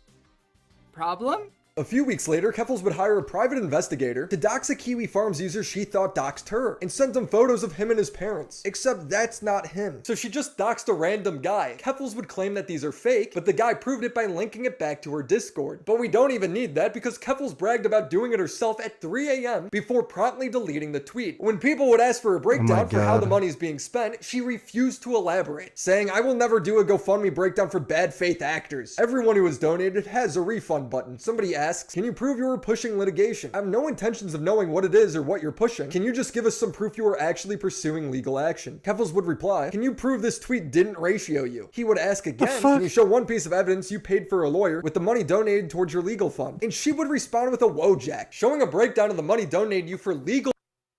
Hi. What are you doing? I can't get up. The chair is like, the thing's broken. One of the wheels. It's a pain in the ass to move the chair. Okay, well, just give me your butt. Booty Cam donated $2. Let me see. Sick of this. Something gotta say. Want me to put on my mask and stuff, but they changed the rules. Want me to turn the webcam off? There. It's a nice bum bum. I love you.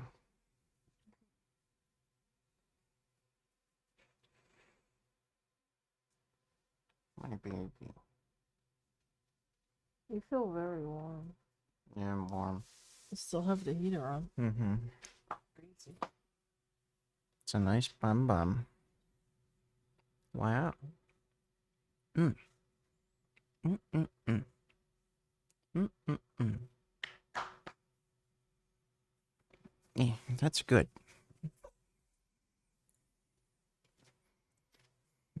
Poppy, come on, man. We don't wear the mask no more. What's going on with the mask? So, RFK Jr. believes that neither Biden nor Trump is a threat to democracy. On a side note, yeah, you're right about doing a career that makes you happy. At least I'll make more than the livable wage as an RDN smile. So, the headlines read... Yeah, I'll check that out in a minute. Thanks for the donation, Ben. Mask. Still have to wear it. Let me call this boy G real quick, see what he up to. Yo, Lou, what's up, man? They talking about, man, I'm about to quit this mess, bro. They tripping in there. Alright, I'll be outside. My G, God, that's you, my boy?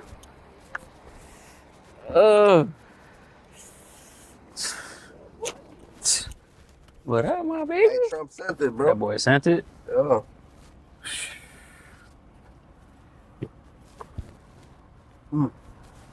Fuck Joe Biden, man. I'm voting for Trump. Fuck Joe Biden, yeah, I'm voting for Trump. Fuck Joe Biden, yeah, I'm voting for Trump. Voting for Trump, the whole hood's for Trump. Fuck Joe Biden, yeah, I'm voting for Trump. Blacks for Trump, Latinos for Trump. You got the whole hood screaming free Trumpito. Trump, how you get indicted before anybody on Epstein's list? That is cringe. Bobby Kennedy thinks Biden bigger threat than Trump. Is that fair? Robert F. Kennedy Jr. here is to make the case for himself. I told you to be careful what you wish for. Here's one thing we know for sure. The Biden administration is not giving you security today, not after that interview. Do you want people to believe that you think that President Biden has done more objectionable things vis-a-vis our democracy than former President Trump did in the aftermath of the last election?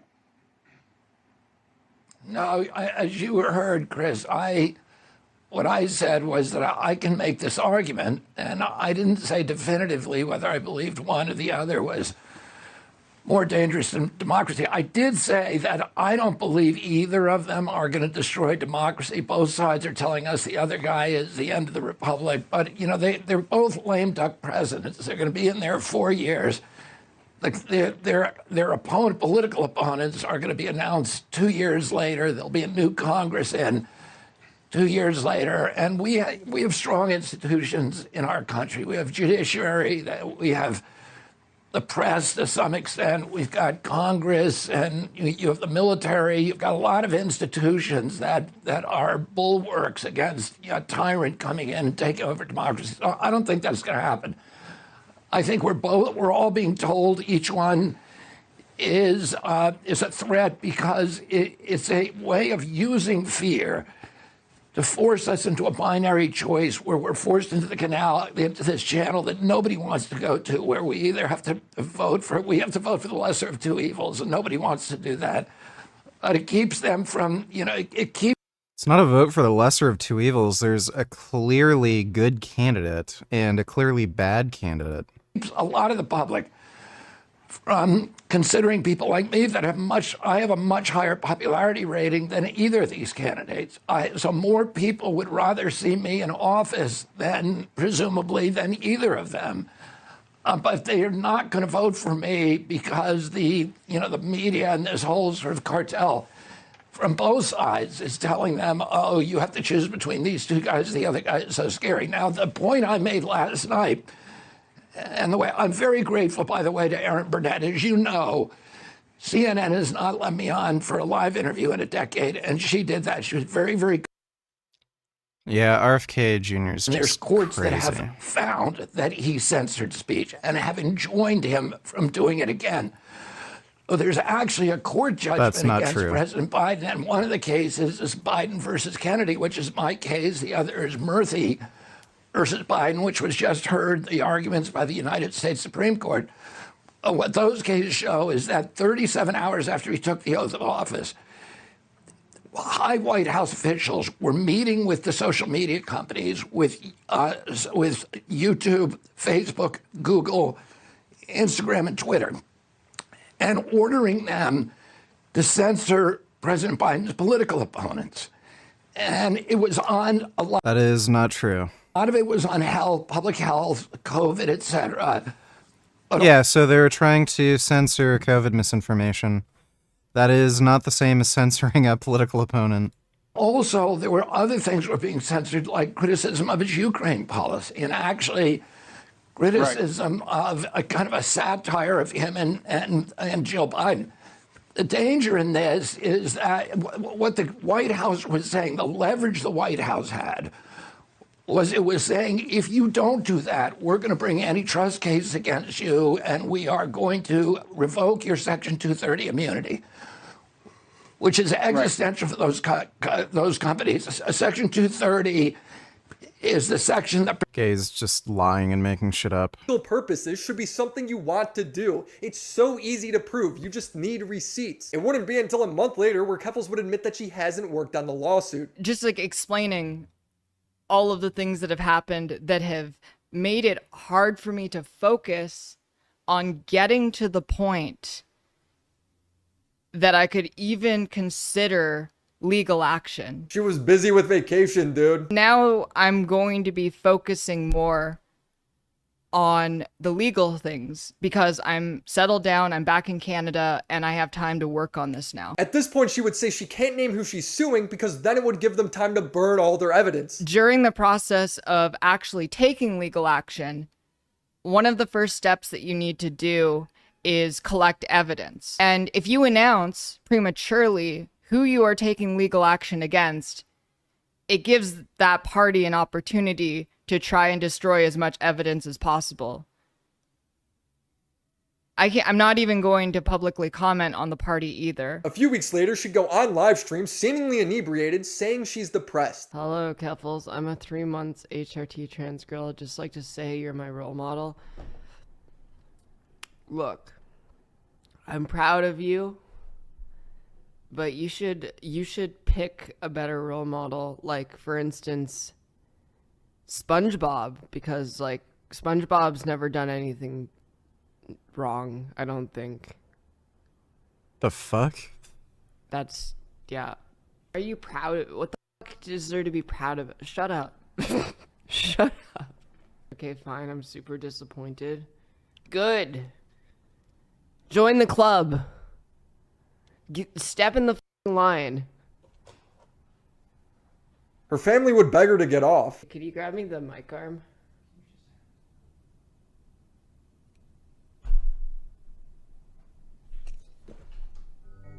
What?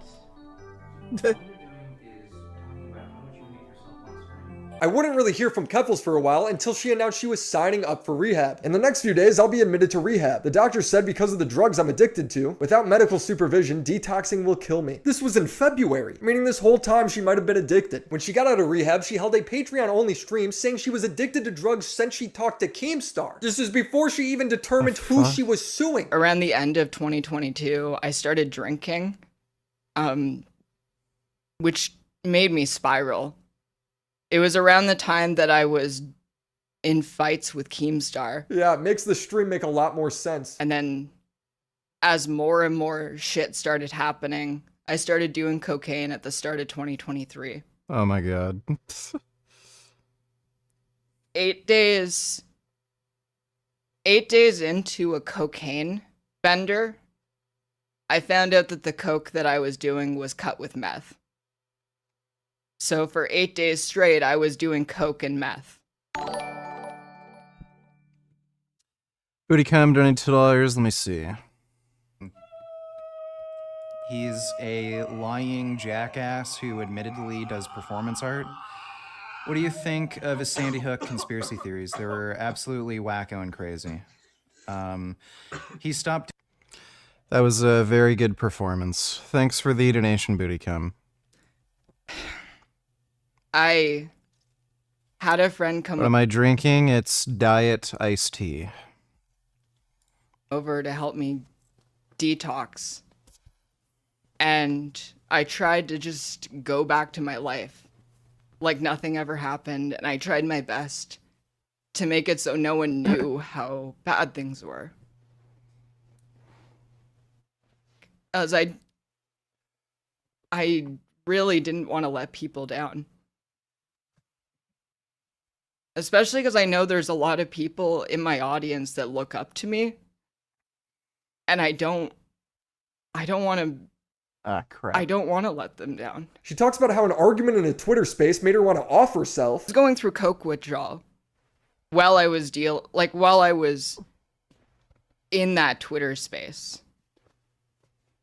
And I was so irritable that I just had to pause for a second and I started calling them retards. And that kicked off so much shit. After the fallout from all of that and all of the drama, I decided, fuck it. I figured out how to get drugs on the dark net.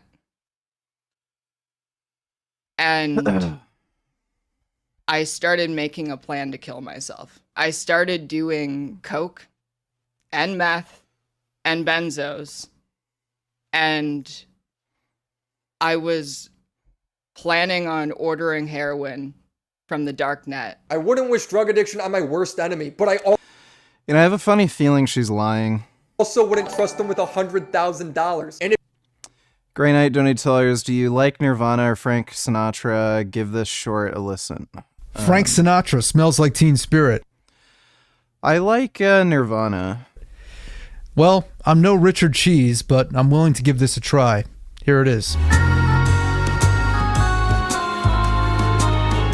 Load up on guns, bring your friends. It's fun to lose and to pretend. She's overboard, self-assured. Hello. Which do you think SpongeBob would support, Palestine or Israel? What do you think? I think SpongeBob would support Israel because he's Jewish. Thanks for the donation, Benny. I know a dirty word. Hello, hello, hello, hello, hello. With the lights out, it's less dangerous. Here we are. Yeah, I like Nirvana. Never really listened to Frank Sinatra. Thanks for the donation, Grey Knight. If you think the money situation is confusing, wait until you see the actual lawsuit. On May 3rd, 2023, Keffals would finally present the official lawsuit going through the Human Rights Tribunal of Ontario, and it would be against London Police Services. These are just papers, nothing's gone to trial yet. Congratulations to Keffals for actually getting something filed and settling on the police like her GoFundMe insinuated. I had my doubts. However, the lawsuit's claims and some of Keffals' goals don't make a whole lot of sense to me. Some of her complaints line up copy-paste from the GoFundMe. Like at the time of arrest, LPS officers referred to Clara by her dead name, or the management system meant that some things were booked under her dead name, and that her property was labeled under it. During the arrest, the police officer referred to me by my dead name. This is one of the property bags returned to me after I was released from custody. It's her old last name. Does that quantify as a hate crime? If a woman's arrested and referred to under her ex-husband's last name, is that really a violation of her human rights? The police defense is that it was a clerical error due to her having interactions with the police before she changed her name. The police chief also notes that they need to develop a mechanism to ensure accuracy and avoid hurtful or disrespectful interactions in the future. Ultimately, it's up to the court to determine if this is discrimination or not. LPS and LPS's record system failed to record that Miss Sorrenti was transgender and was at greater risk of a swatting as a result, despite being warned in March 2022. Keffals' brother warned the police that she was a swatting risk 5 months before the swatting incident. In fact, my brother called London Police Services on March 27th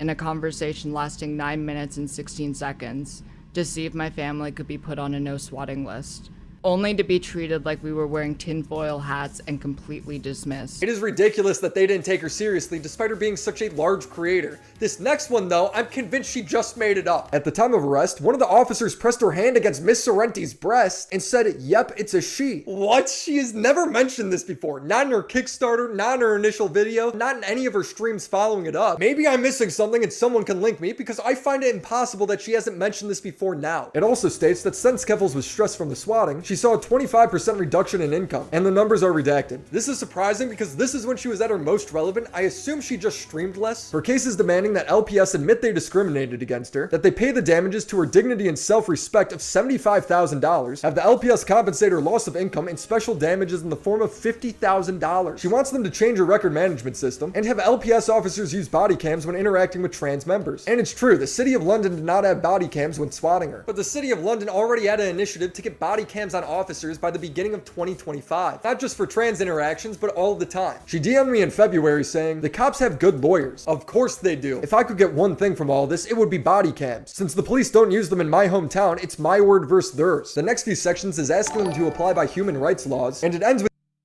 "Do you think Keffals has a nice cock? Or no? What's your hypothesis?" Are there any nudes of Keffals online? Keffals nudes. Yeah, it doesn't look like it. I have no idea. If I had to guess, she probably has a small wee-wee. I get small wee-wee energy vibes from her. Thanks for the donation, Orthodox. with saying that if Keffals wins the case, the LPS needs to publish the verdict to the front page of their website. It's so petty, I love it. Now, there's a lot of questions relating to this complaint. When this was filed on April 10th, 2023, in response, LPS launched an investigation on themselves with the Special Investigations Unit, saying this was the first time they ever heard of the alleged assault, and they determined that they found themselves innocent, but I haven't gotten the report yet, so take that however you want. Also, Keffals, in a now deleted tweet she posted in February 2024, the papers have been processed, but they are still awaiting dates to appear before the tribunal. I'm told this could take between a minimum of 2 years and at worst 6 years. She's claiming that the trial has not even started yet, which may be true, but she deleted it a minute later. I don't know how to take that. She's so not transparent, it's hard to tell when she's lying, when she's telling the truth. It makes the research process for this so painful. I tried reaching out to her in DMs, sending 2 messages. She then proceeded to block me and called me a stalker for signing up for a Patreon to do research, even though she's done this exact same thing. She's making it seem like reaching out before making a video is a bad thing. It's not. I have a lot more to say about Keffals when it comes to the promotion promotion of her DIY hormones for minors, her self-destructive cycle, the Catboy Ranch Discord, and the Human Rights Tribunal case. But I need more time to confirm that information. So subscribe to the channel. I want to shout out Doomer Media, who did a lot. Catboy Ranch Discord? What the fuck?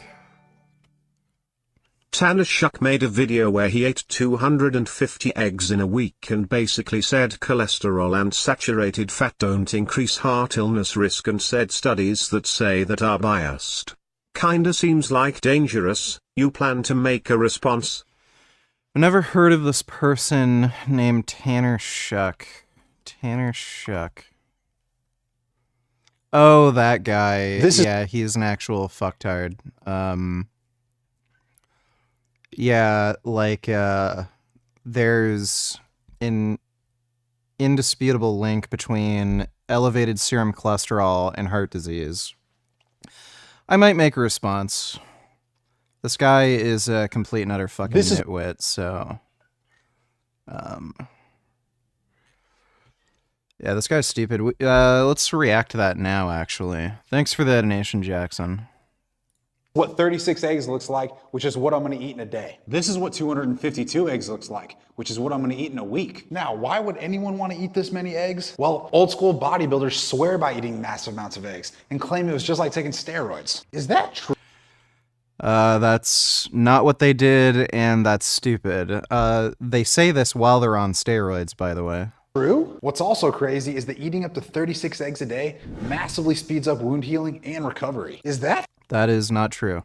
true? But I know what you're thinking. Is eating that many eggs a day safe? What about my cholesterol? Am I gonna die from a heart attack? These are great questions. And for those new to my channel, I'm Tanner Shuck. I'm a lifetime natural lifter. I'm strong, lean, fit, and consider myself very healthy. But is eating 36 eggs a day healthy? And I'm sure you're also wondering, how in the hell am I gonna eat all these eggs? Well, if you wanna know the answer to all these questions and way more, watch this video. The truth is, eggs are one of the most unfairly slandered foods out there. Here's what you must understand. Both eggs and dietary cholesterol are good for you.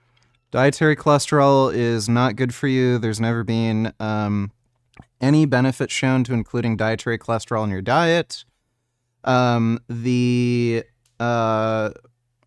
does the dietary guidelines? The USDA?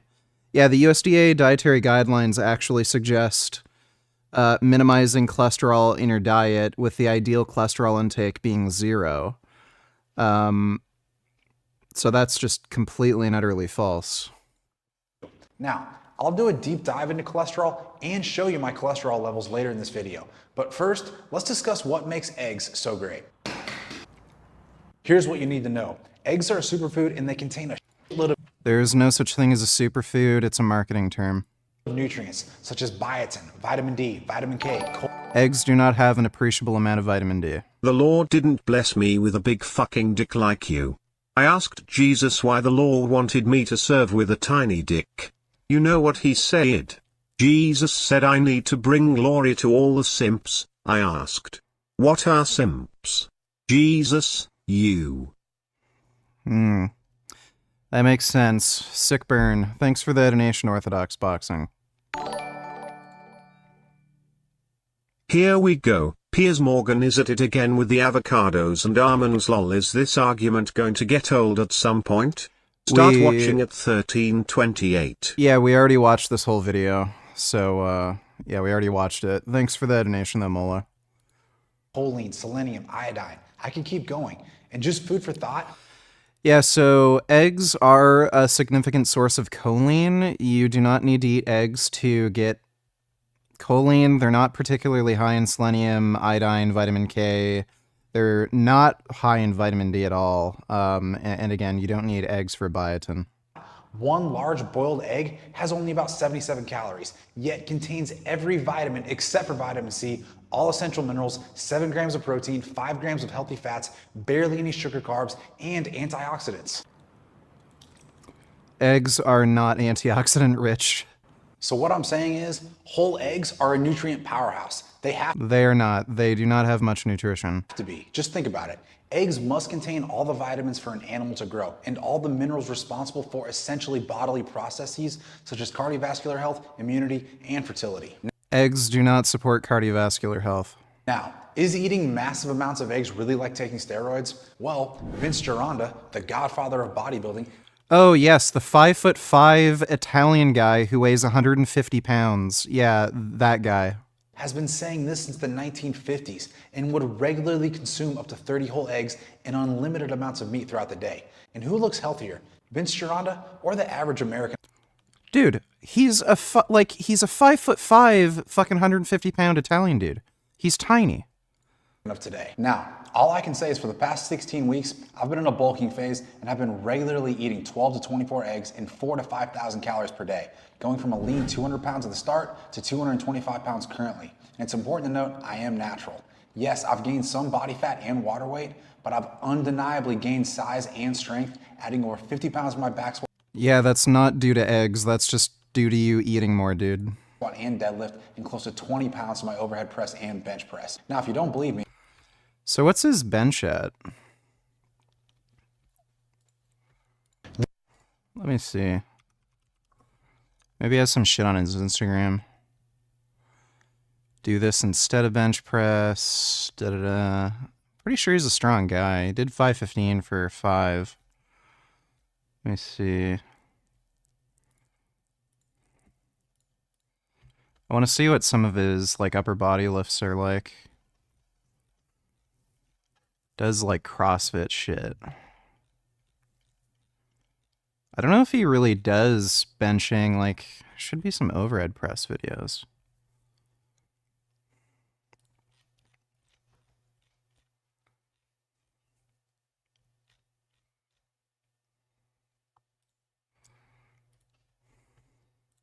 The best set. I was doing that on one breath. So before I unracked it, one big deep breath, and I just banged out 3 reps without breathing. That's called the Valsalva effect. Basically, you're holding your breath and it allows you to recruit more muscle into the lift, whether it's a squat, deadlift, bench press, any heavy lift. If you hold your breath and brace and try to tighten up as many muscles as you can, it'll make the lift easier and you'll get stronger. Third set. Okay, from what I can tell, he's benching like, I don't even think those are all 45-pound plates. Yeah, so that's like 275 maybe?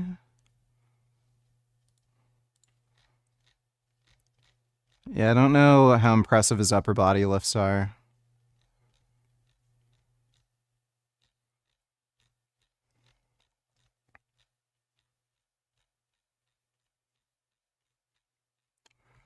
He said he increased his bench by 20 pounds, but he like didn't mention how much he's benching.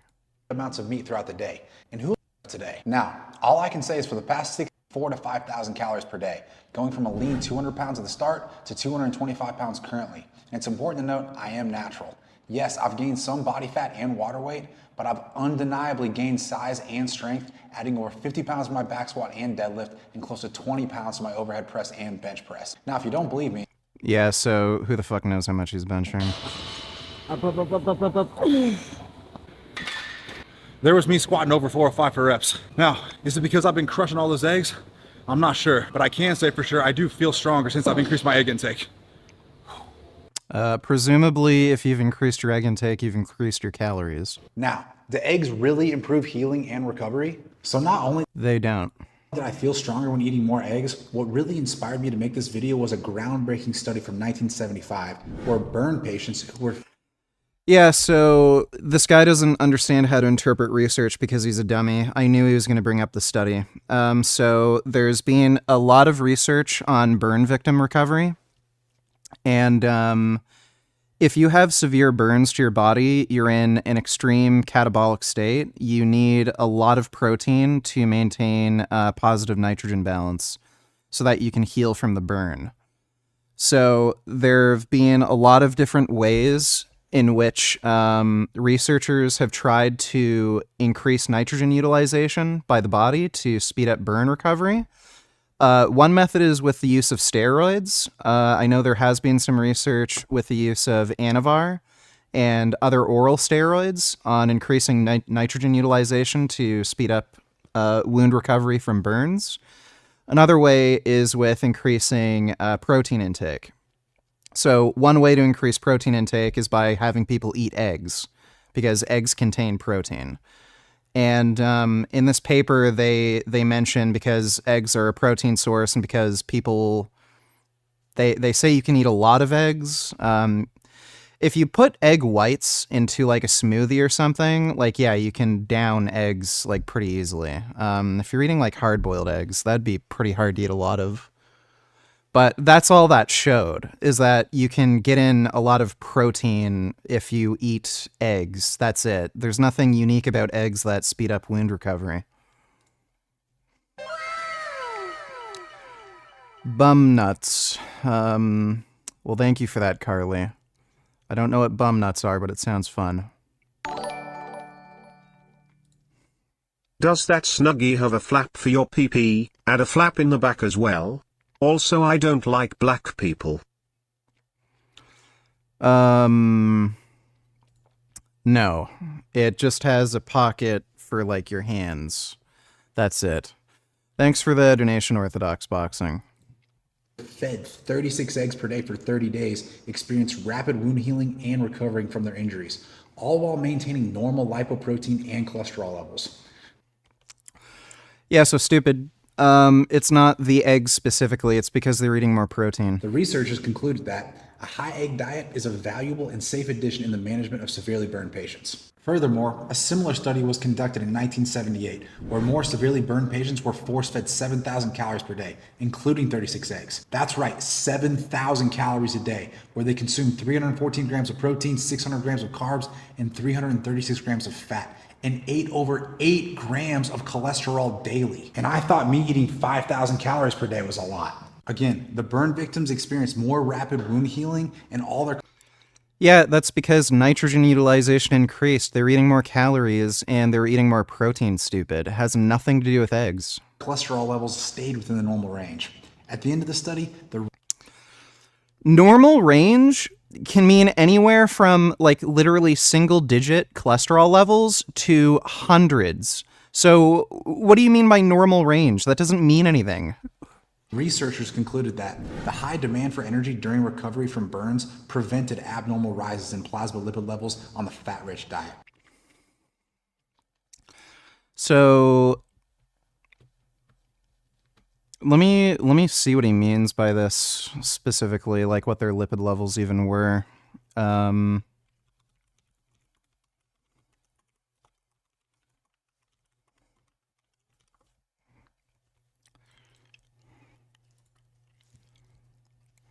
Wait, that's not it.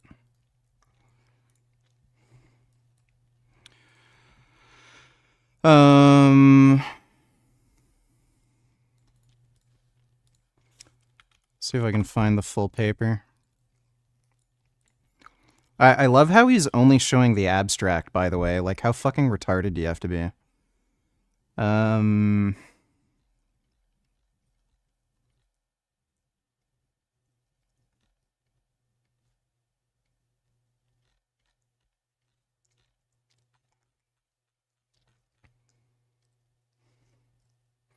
Abstracts. God damn it. Yeah, I can't, What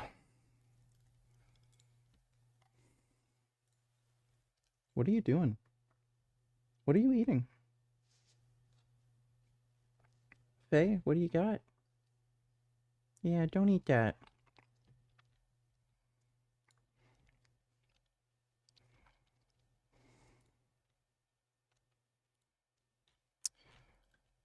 Can't even find the full abstract, like the full paper. I don't know what they mean by normal, because normal can mean literally single digits to hundreds. Normal range is massive. Which would make total sense. Obviously, your body would require and expend more energy while recovering from injury. But I think this also is the exact same reason why I felt stronger and more recovered from training when eating 36 eggs a day as well. No. Hey, stop that fake dono shit. I'm a fucking moron, but I ain't racist. But I don't know how to read. I had my dog read my Bible to me. Lee, let's sing Old MacDonald, okay? Okay? Okay.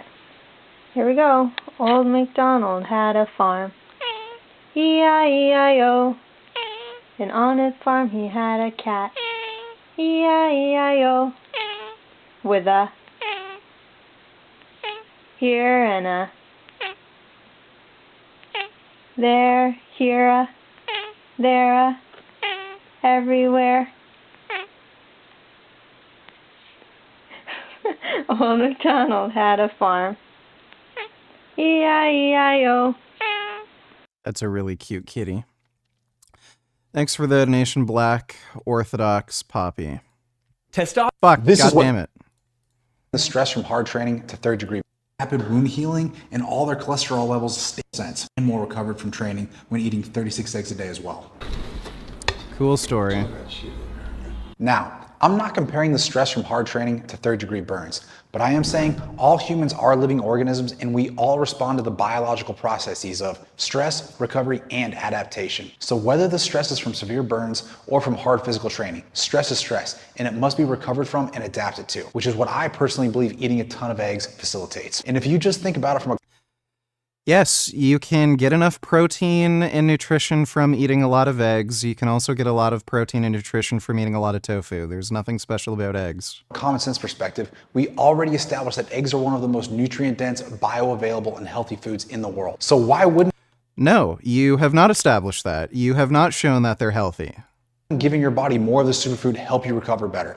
There's no such thing as a superfood. That's a marketing term. It would and it does, and I'm telling you that from a both scientific and anecdotal standpoint. Eating more eggs improved my recoverability, performance, and physique. Now let's Cool story, bro. I love hearing cool stories. be real. Is eating massive amounts of eggs really gonna work like steroids? Absolutely not. You could eat 100 eggs a day and it still wouldn't raise your testosterone levels to anywhere near the levels of actually taking anabolic steroids. But if you're anything like me and you don't want to take anabolic steroids, an egg and meat-rich diet that's high in protein, creatine, essential fats, combined with heavy, consistent strength training and plenty of sleep is the best alternative. Because No. Why would a meat-heavy diet help you build more muscle? Please explain that. let's face it, using steroids is not healthy. Why do you think so many Neither is eating 36 eggs per day. pro bodybuilders die young? Which leads me to another interesting perspective. And just FYI, I'm gonna use the word perspective a lot because it's really important for context. Now, back to what I was saying about perspective. Why do people think it's crazy or unhealthy to eat 36 eggs a day, which is a Because of the cholesterol. natural food that humans have been Yeah, so just because a food is natural and people have been eating it for a long time, that doesn't make it healthy. eating since the dawn of mankind, but completely ignore the fact that their favorite fitness influencer has been using steroids for many years? I mean, what's really more unhealthy? Eating eggs or blasting steroids? I just hate This is whataboutism. Steroids are unhealthy, so are eggs. the hypocrisy, and it's everywhere in the fitness industry, which actually leads me to my next point. Is eating 36 eggs a day safe? What about my cholesterol levels? And am I gonna die from a heart attack? Again, we I can say with almost 100% certainty that you are going to die of a heart attack. That's how most people die.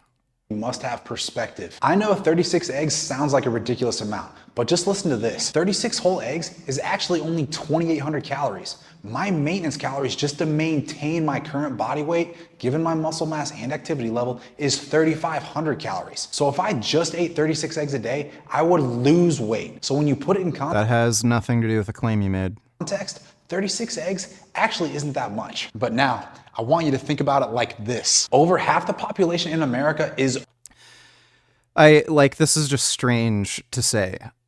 My daily caloric expenditure is probably around 3,500. So I'd have to eat 200 pounds of broccoli in order to, meet that caloric goal. Something like fucking crazy like that. So, I guess eating 100 pounds of broccoli isn't that much because, it's only half the calories I eat. That's not usually how people kind of conceptualize what is and isn't a lot. If he was promoting, I don't know, eating Snickers bars, I could eat 10 Snickers bars a day and I'd still only, that would only equate to about half my caloric intake. That's still a lot of fucking Snickers bars to eat a day. Obese. And let's compare the standard American diet of donuts for breakfast, burgers, fries, and a shake for So this is more whataboutism. Why are you saying eggs are unhealthy when you eat donuts and stuff? That has nothing to do with whether or not eggs are unhealthy. for lunch and a stuffed crust pizza dinner while drinking a liter of Coke throughout the day. Want to take a guess how many calories that is? Roughly between 4,800 calories on the low end to 6,400 calories on the high end, depending on portion sizes and ingredients. Let's just average it out and call it 5,600 calories, which is literally double the calories that's in 36 whole eggs. Again, this is why you need perspective. And trust me, there's way more people living off Dunkin' Donuts, McDonald's, and Pizza Hut than off real whole nutrient-dense Yeah, again, this is whataboutism. Who cares? foods like eggs or meat, which is why America is the fattest country in the world. And here's another fun fact. Did you know that 1 in 8 people in the world, not just America, are obese? Not overweight, obese. Sounds to me that more Who people cares? need to That eat has less nothing to do with whether or not eggs are healthy. processed shit foods and eat more eggs. Hey, most people don't know this, but this is hard boiled and this one's not. You wanna know how you can tell? Take both the eggs and then give them a quick spin. The hard boiled egg will always be the one that spins the most. This one doesn't. I'm just gonna prove it to you. Shit. So I'll try to crack this. Look, hard boiled. See that? Normal egg. Oh my god, science. See, I'll show you one more time. No spin. There you go, normal egg. So how did I eat 36 eggs a day? It was fucking easy. I love eggs, and I've been eating a minimum of 12 to 15 Eggs taste like farts. So if you like farts, I guess it's easy to eat a lot of eggs. 15 eggs every day for years. Eggs are the ultimate breakfast food. So instead of only having eggs for breakfast, I also ate eggs for lunch and dinner too. I mean, it was just 7 days. That ain't shit. Remember the burn victims ate 7,000 calories in 36 eggs for 1 month. So in my mind, if I couldn't eat 36 eggs a day for just a week, then I'm a fucking pussy. And want me to prove how easy it is? Here's me eating 12 eggs in less than 60 seconds. All right, so it's day 6 of 7 of eating 36 eggs a day. I just got back from the gym and now I'm about to crush 12 hard-boiled eggs for lunch, and I'm gonna do it under a minute. There's the clock right there. Whoa!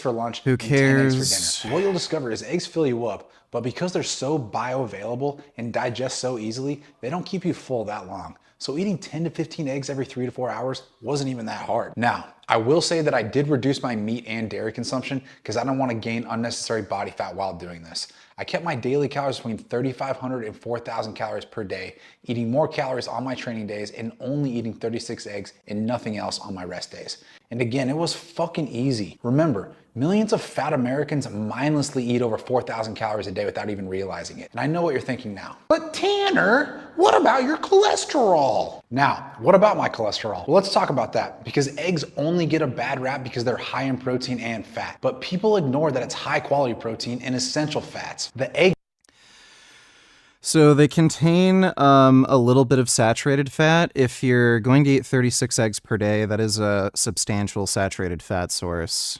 They do contain a lot of cholesterol. I guess he can buy FOD from Frank. That looks disgusting. Yeah, and hopefully he gets fucking salmonella poisoning from it. It is disgusting. Thanks for the donation, Sam. egg yolk, which is the most nutritious part of the egg, primarily consists of high-density lipoproteins, HDL, and low-density lipoproteins, LDL, also known as cholesterol. But people forget, while eggs do contain high amounts of cholesterol, they do not, I repeat, they do not increase the risk of heart disease in healthy individuals. Yeah, so they do. The reason they do is because they elevate your serum cholesterol score. Anything that elevates your serum cholesterol score is going to increase your risk of heart disease. Now, cholesterol on its own is not going to raise your serum cholesterol score to as much of a degree as something like saturated fat, but it will still elevate your serum cholesterol score. So your average person, if they go from a dietary cholesterol intake of 0 to 500 milligrams of added cholesterol, which is roughly 2 eggs. Going to bed soon? I don't know, Sam. We'll see. I am tired, but I do want to react to some stuff. Thanks for the donation, Sam. So you'll get about a 10 to 15% increase to your total score, and most of that's going to be from due to an increase in LDL cholesterol. So that is substantive enough to increase your risk of heart disease. You typically don't see a link in prospective cohorts between egg consumption and heart disease risk because most people are already eating roughly 500 milligrams of cholesterol to their daily diet. So adding any more, it's not going to increase your serum cholesterol score all that substantially. But the problem is you're already eating a lot of cholesterol. Ideally, you want your cholesterol score to be, your daily cholesterol intake to be 0. This nonsense all started in the 1970s when studies inaccurately claimed that eggs increase. This guy truly believes that all bets are off when it comes to health so long as you maintain a healthy body weight. Okay, explain why some people have died from heart disease, i.e., Charles Poliquin, despite being perceived as being very fit and healthy SMH. Well, his cope would probably be that Charles Poliquin was on steroids or something like that. And what's funny is Charles Poliquin promoted eating a lot of meat and eggs too, so yeah, roll the dice. Thanks for the donation, Ben. Barnacle Head donated $2. My wife is dead. She's my nut rat. All right, well, thank you for that, Barnacle. Increase the risk of heart disease in healthy people. However, recent research suggests the contrary, and that eating eggs does not. 9366580. I love how he doesn't even show the fucking study on screen. So, dietary fat intake, risk of coronary heart disease in women. This is the study that he wanted people to look up. This is dietary fat, not egg intake or cholesterol intake. We prospectively studied 80,000 women who are 34 to 59 years of age and had no known coronary disease, stroke, cancer, hypercholesterolemia, or diabetes in 1980. Information on diet was obtained at blah, blah, blah, baseline. Each increase of 5% of energy intake from saturated fat as compared with equivalent energy intake from carbohydrates was associated with a 17% increase in the risk of coronary disease. So he literally referenced a paper. Do I have this right? 9366580. Yeah. He referenced a study on dietary fat intake, not cholesterol intake. And unless this is the study he's trying to say was wrongfully showing, and what it, like, this has nothing to do with cholesterol. This is saturated fat. Like, what?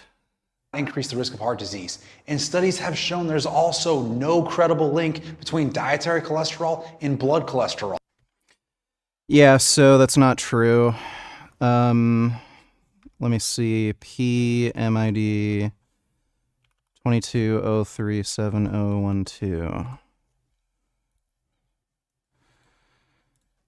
Rethinking dietary cholesterol. The perceived notion that dietary cholesterol is associated with increased risk of coronary heart disease has led to dietary recommendations of no more than 300 milligrams per day for healthy populations, blah, blah, blah. European countries, Australia, New Zealand do not have an upper limit for cholesterol intake. Further existing epidemiological data have clearly demonstrated that dietary cholesterol is not associated with increased risk of CHD, though numerous preliminary studies, blah, blah, blah.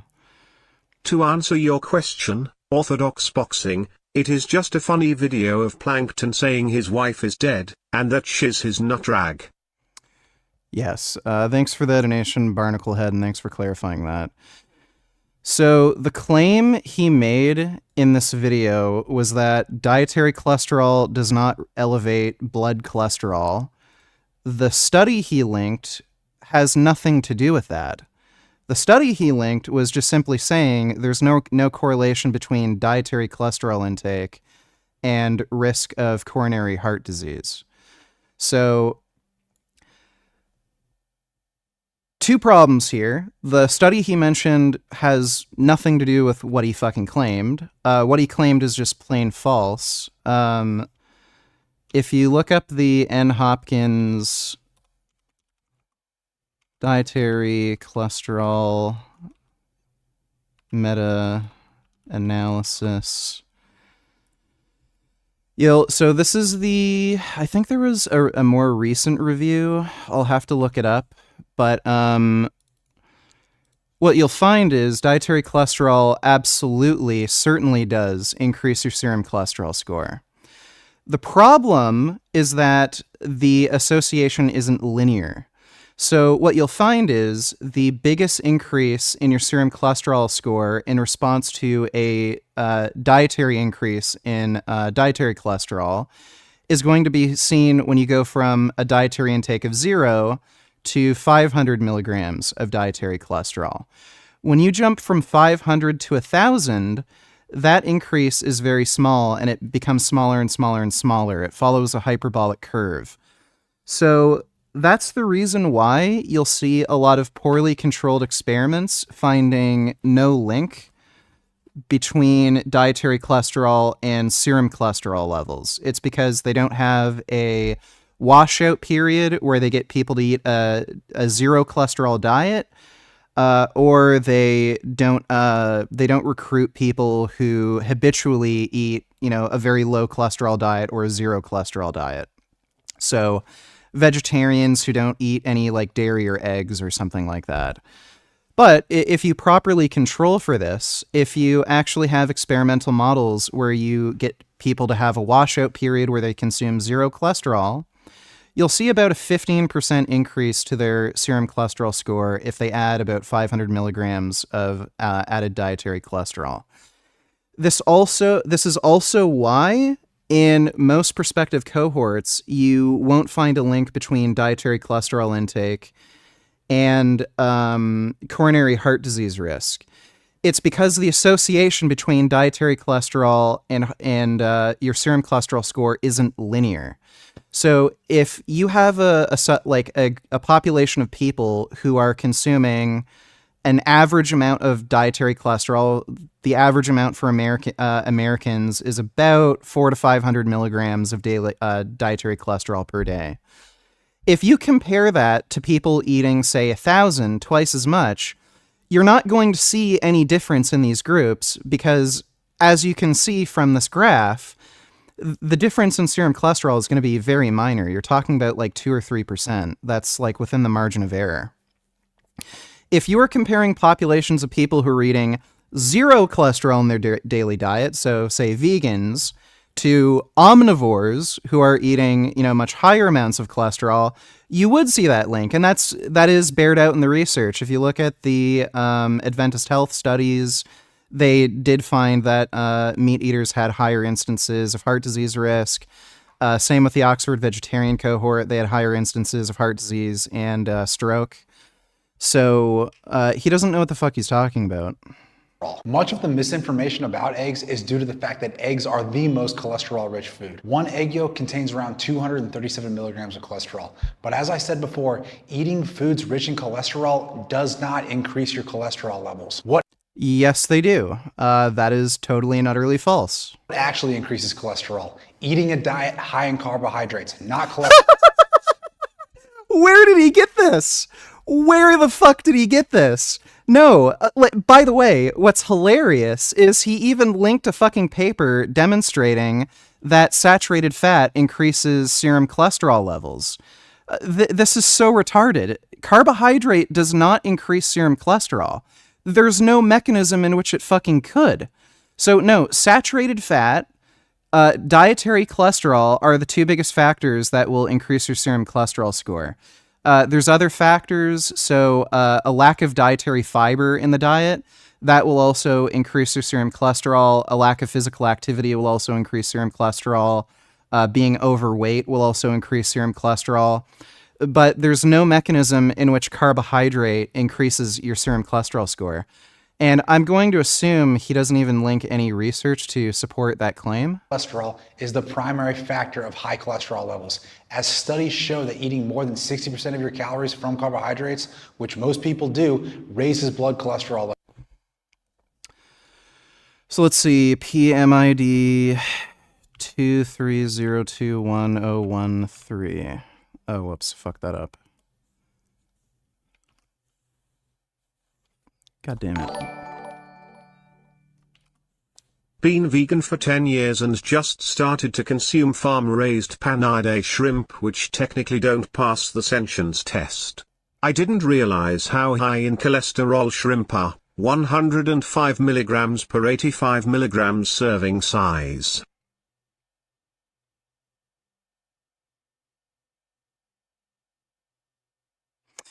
Yeah, shrimp are extremely high in cholesterol.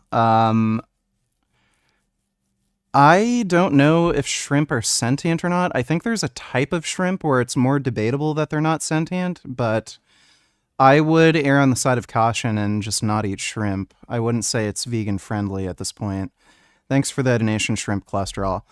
So this is the study he's referencing. So just to confirm, the PubMed ID 23021 013 23021 23021 23021 So this is the study.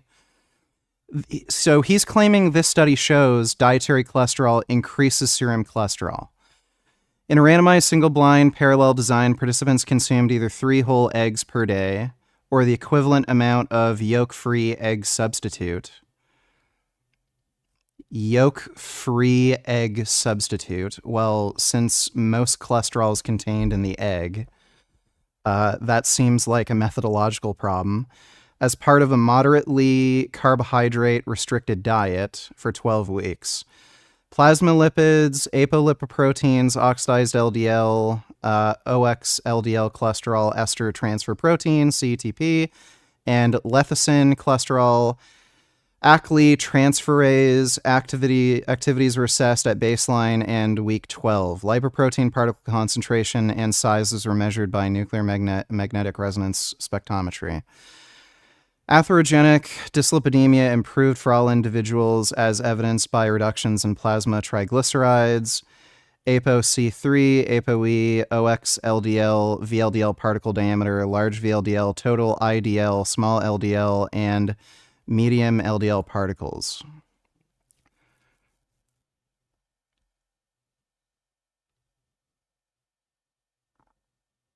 So this was not a properly controlled experiment. For one thing, oh wait, okay, the group that consumed there's a group that consumed whole eggs. This is written very poorly. Okay, as I understand things, there was a group that was given 3 whole eggs to eat, and there was a group that was given a yolk-free egg substitute. Yeah, that's how it worked. So they noticed a reduction in certain lipoprotein particles.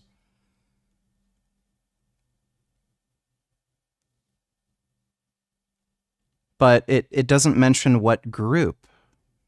Atherogenic dyslipidemia improved for all individuals. Well, what group? Was it for both groups? Furthermore, there was an increase in HDL cholesterol, large LDL, and large HDL particles for all individuals.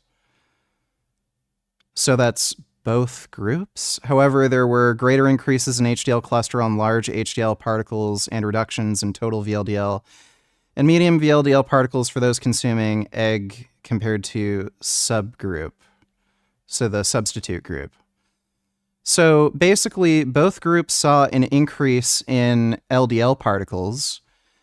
It's just that the egg group saw a greater increase in HDL. What does this have to do with carbohydrate increasing? Is this guy like schizophrenic? So the study had nothing to do with demonstrating that carbohydrate increases serum cholesterol. It had to do with whether or not eggs affect lipid parameters. And what they found was, indeed, consuming whole eggs did increase your LDL score, which is hilarious because it contradicts his previous statement that eggs don't increase LDL. So this completely contradicts his previous statement. Like, this guy is actually retarded. How could he read this and think that suggests carbohydrates increase serum cholesterol? They don't. Like, I don't think I've ever seen anybody so fucking illiterate. It took me 20 minutes to put my contacts in this morning. Fucking frustrating. The damn thing wouldn't stay in my eye, and then it got caught in the corner of my eye and it hurt to open my eye. Eventually it moved over to my pupil where it belonged. That's too bad. Glad you got it in eventually. Thanks for the donation, Barnacle Head. Donated $2, donated $2. Thanks for the donation, donated $2. Levels. And how is this surprising? Carbs spike your insulin levels, which causes the cells in your body to produce more LDL cholesterol, which is the Insulin does not cause your body to produce more LDL. bad kind. And when Like, by the way, protein is insulinogenic, so if he's going to claim insulin is responsible for increasing LDL, that would mean eggs increase LDL because they contain protein, which is insulinogenic. When LDL cholesterol levels are elevated, it accumulates in the arterial walls, which causes inflammation and oxidation. Oh, this is hilarious. Oh, he's made my job super easy. I'm going to do a video on this, maybe even right after stream, because this is just one of the stupidest fucking things I've ever seen in my life. So this guy isn't just a normal cholesterol denier. He actually agrees with the lipid hypothesis that elevated LDL increases risk of, congestive heart disease. What he's disagreeing with is that eggs elevate your LDL, which is easy to prove. Eggs clearly increase your LDL cholesterol. Cholesterol clearly increases your LDL cholesterol. So, yeah, this is a super, super easy debunk. This guy is a fucking moron. Like, the way this guy... This guy is so fucking illiterate. Like, he literally can't read a study and understand the words on the fucking page, and it's not very complicated, nuanced research. Like, if you can pass, like, grade 9 high school, you should be able to understand it. And this guy knows nothing about fucking nutrition. He literally doesn't understand that protein is insulinogenic. Both carbohydrates and protein will cause insulin spikes. So if he thinks carbohydrates are responsible for elevating your cholesterol score due to them being insulinogenic, then he would also have to agree that protein itself is responsible for fucking cardiovascular disease. This is so stupid. Oxidation, which can lead to development of heart disease and other complications such as diabetes or stroke over time. So, by eating eggs and other foods that are... Yeah, so carbohydrates do not cause diabetes. That's also completely false. High-fat diets are responsible for type 2 diabetes. are low in sugars and carbohydrates, also known as eggs and meat, you lower insulin and stabilize your cholesterol levels. Additionally, numerous studies show that eggs consistently increase HDL. That's the good cholesterol. And you know, it would be really fucking hilarious if this guy sells whey protein. My supplements save 10%. Yeah, he sells whey protein. Whey protein is just as insulinogenic as pure glucose. If you feed somebody pure glucose and an equivalent amount of whey protein, you'll see the same insulin spike occur. So if he's going to say insulin is the end-all be-all to, like, heart disease, then what he would have to admit that what he's selling causes heart disease. This is fucking hilarious. And 70% of people... Oh, he has another PubMed study here that he's not showing on screen for some reason. 8120521.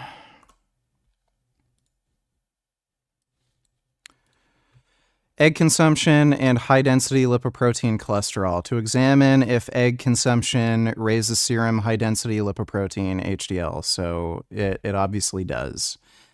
After 6 weeks of extra egg consumption, serum HDL cholesterol increased by 10%, and total cholesterol increased by 4%. He linked another study that shows that eggs increase your total cholesterol score. Like, why? Like, it's just insane. Then why the fuck did he claim that eggs do not increase your serum cholesterol when he's literally linking fucking studies that show eggs increase your serum cholesterol? Oh my god, this guy is such a fucking idiot. Who eat more eggs experience no increase in total LDL or HDL cholesterol. You literally just linked a study that shows it does. Also understand, you cannot survive without cholesterol. Even if you purposely... Yeah, so you can't survive without cholesterol. That's why your own body makes it. Cholesterol is not an essential nutrient. Your own body produces it. Avoid cholesterol, which you shouldn't. Your body produces cholesterol endogenously. And for all the dudes out there, without cholesterol, you cannot synthesize testosterone. Another reason why eating whole eggs... Well, without cholesterol, you'd literally die. There's a condition called Smith-Lemli-Opitz where it's theorized to be responsible for a high degree of miscarriages because if you can't produce cholesterol, you won't develop and you'll die. So the main concern would be not being able to live, not producing testosterone. Please, for the love of God, do a response video to this Todd Tanner. He needs to get punched in the face. Yeah, I will. Don't worry. Thanks for the donation, Poppy Black Lotus. This is just one of the most insanely stupid things I've ever fucking come across. I've been doing this for a while. This has to be the dumbest video on cholesterol I have ever fucking seen since doing YouTube. And I mean, I've done videos on Scott Mendelson, who's another fucking retard, Lex Fitness, like Jesus, this is bad. So he's trying to suggest here that if your serum cholesterol levels are low, your testosterone is going to be low. There's no association between serum cholesterol and testosterone. In fact, vegans who have the lowest cholesterol levels out of any diet group, they tend to have higher total testosterone levels. So there's no link. Eggs, not just egg whites, has been shown to increase strength, muscle, and testosterone. Just a few things to think about before you go on your bullshit low cholesterol diet. Now, what about my cholesterol? Well, before I reveal my cholesterol, both before and after consuming over 250 eggs, we need more context. So let's watch this quick clip of Dr. Stan Ekberg, who's smarter than 99. So, Dr. Stan Ekberg is not a doctor. He is, I'm pretty sure he's a chiropractor. And he's also a charlatan. Yeah, I'm pretty sure this guy is... I'm Dr. Ekberg. Not a doctor. I'm pretty sure if I remember correctly. He's like a DC, like a chiropractor or something. Yeah, Dr. Stan Ekberg, holistic natural health doctor. Okay, so he's a naturopath or something. He's not an MD. Poo poo poo bb by bb beba bb beba bb by bb bb I gore gore gore gore gore gore gore gore tiny little cunt hole bb bb bb bb bb bb bt to a tier 1111111 QWERTY UE op air heat shite tish tete. That is all. Thank you for that, Barnacle Head. Appreciate it. So it says chiropractor reviews. So yeah, this guy's a chiropractor. He doesn't have DC in his channel description because he wants to mislead people, but he's a DC. He's not an MD. What the fuck does he mean by holistic doctor? I just want to make sure that I'm getting this right, that he's a DC. Yeah, I'm pretty sure this guy is a DC. He's not an MD. It's really annoying how he is not forthcoming with this, but he's not a medical doctor. This guy is a chiropractor, which basically it's a huge step below a veterinarian. Veterinarians are more of a fucking doctor than chiropractors. I've made a video about this before when I discussed not Dr. Eric Berg. Chiropractic is literally faith healing. It is a religious practice, and I'm not even making that up. The guy who developed chiropractic medicine, quote unquote, had a religious experience where God told him that if you make manual adjustments to somebody's spine, it will cure disease. You seem to hit the jackpot from this video. Hopefully it motivates you to make content again. Well, this guy seems like he might be a fucking gold mine for me for like retarded horse shit. So yeah, I might be able to make a few videos, maybe even a worst of the fitness industry on this guy at some point. Thanks for the donation, Grey Knight. When will we be able to donate voice recordings? I rip some of the biggest farts imaginable and I would love to share them with you all. I don't know how I would go about doing that. What you could do is make a YouTube video where you fart and then donate me a link to the video and then we can watch it. Thanks for the donation though, Barnacle Head. 9% of people, as he discusses the research of total cholesterol as it's related to all-cause mortality in a cohort study of 12.8 million people. Now let's superimpose that color scale from the previous slide where... So now he's making a completely different claim. So before he said elevated serum cholesterol causes coronary heart disease. Now he's linking Stan Ekberg, who's trying to explain cholesterol has no relationship with mortality. The green zone is lower in the mainstream, in the current model. Less cholesterol is always better, they say. But when we see how the so-called safe zone has the highest risk of all-cause death, yeah, so this is false. This is called reverse causation, and you typically see this in elderly populations.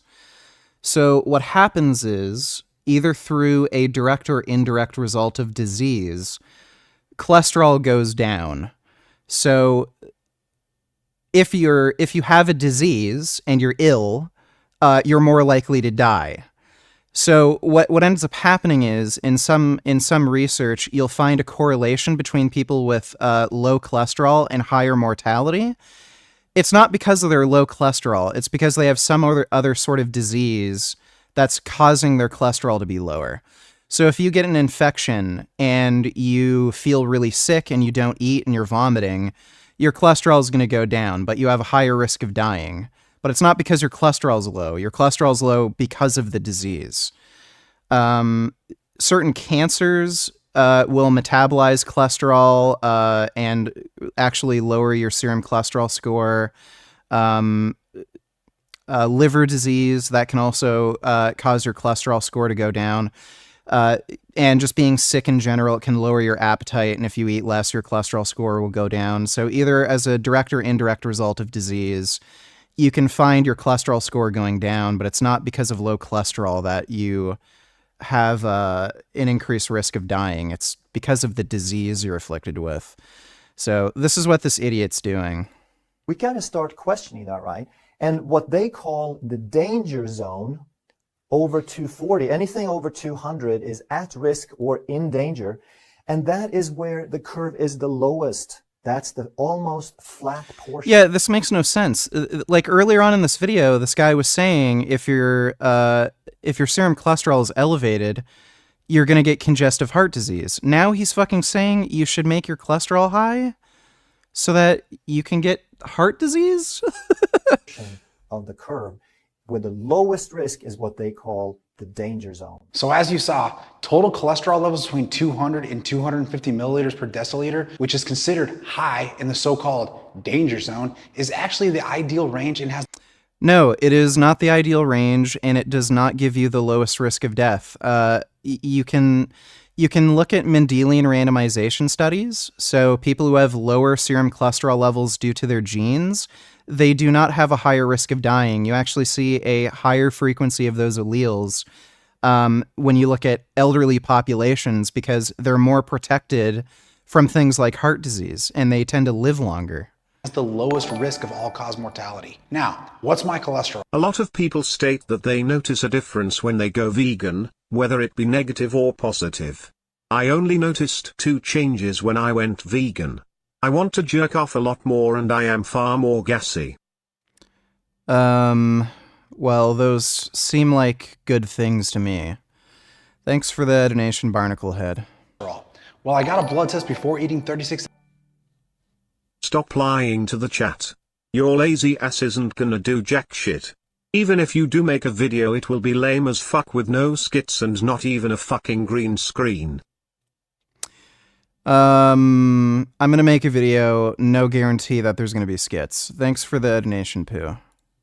Eggs a day, and my total cholesterol was 204 milligrams per deciliter. And then exactly 7 days and over 250 eggs later, I got another blood test, and guess what? My total cholesterol was 211 milligrams per deciliter. That is a negligible increase. And both times I got my cholesterol tested, it was in the ideal range. That is not the ideal range. That puts you at high risk for heart disease. Listen to what I'm saying. You need perspective. Look at me, and then compare me to the average American. Am I? This is more whataboutism. Just because you work out and you're at a low body fat percentage, that doesn't mean having high cholesterol is fine. Fat? Am I weak? Am I unhealthy?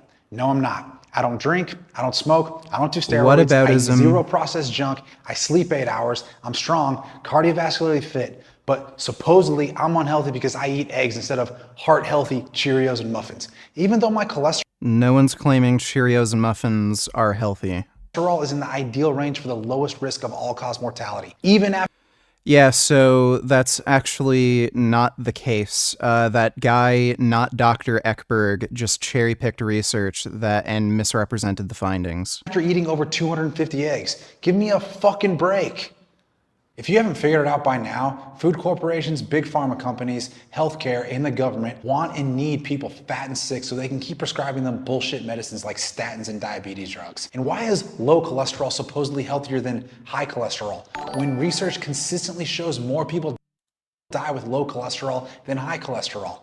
That is not true. This guy is just so fucking ignorant, it hurts my brain.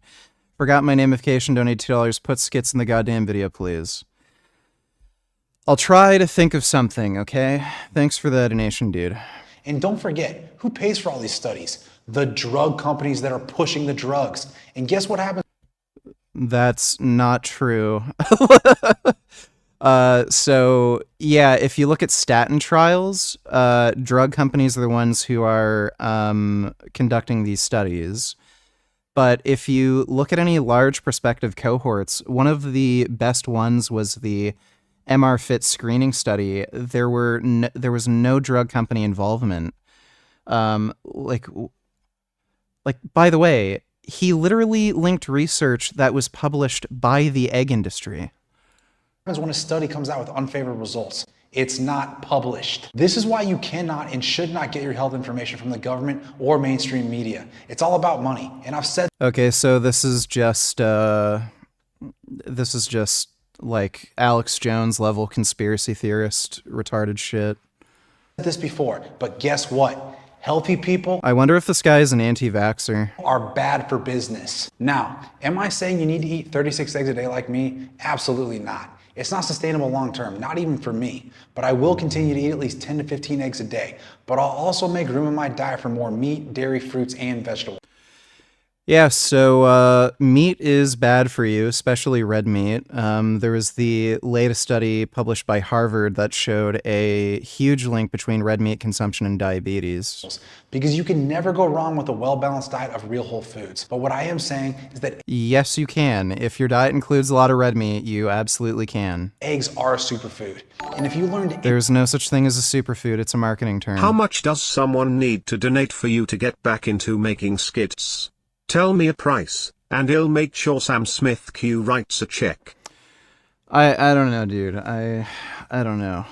I haven't been doing skits because it's hard for me to get into the like headspace to do them because of the depression, but thanks for the donation, Barnacle Head. Anything from this video is that you should not fear eggs or demonize cholesterol. I've shown you both scientifically and anecdotally, cholesterol is good for you.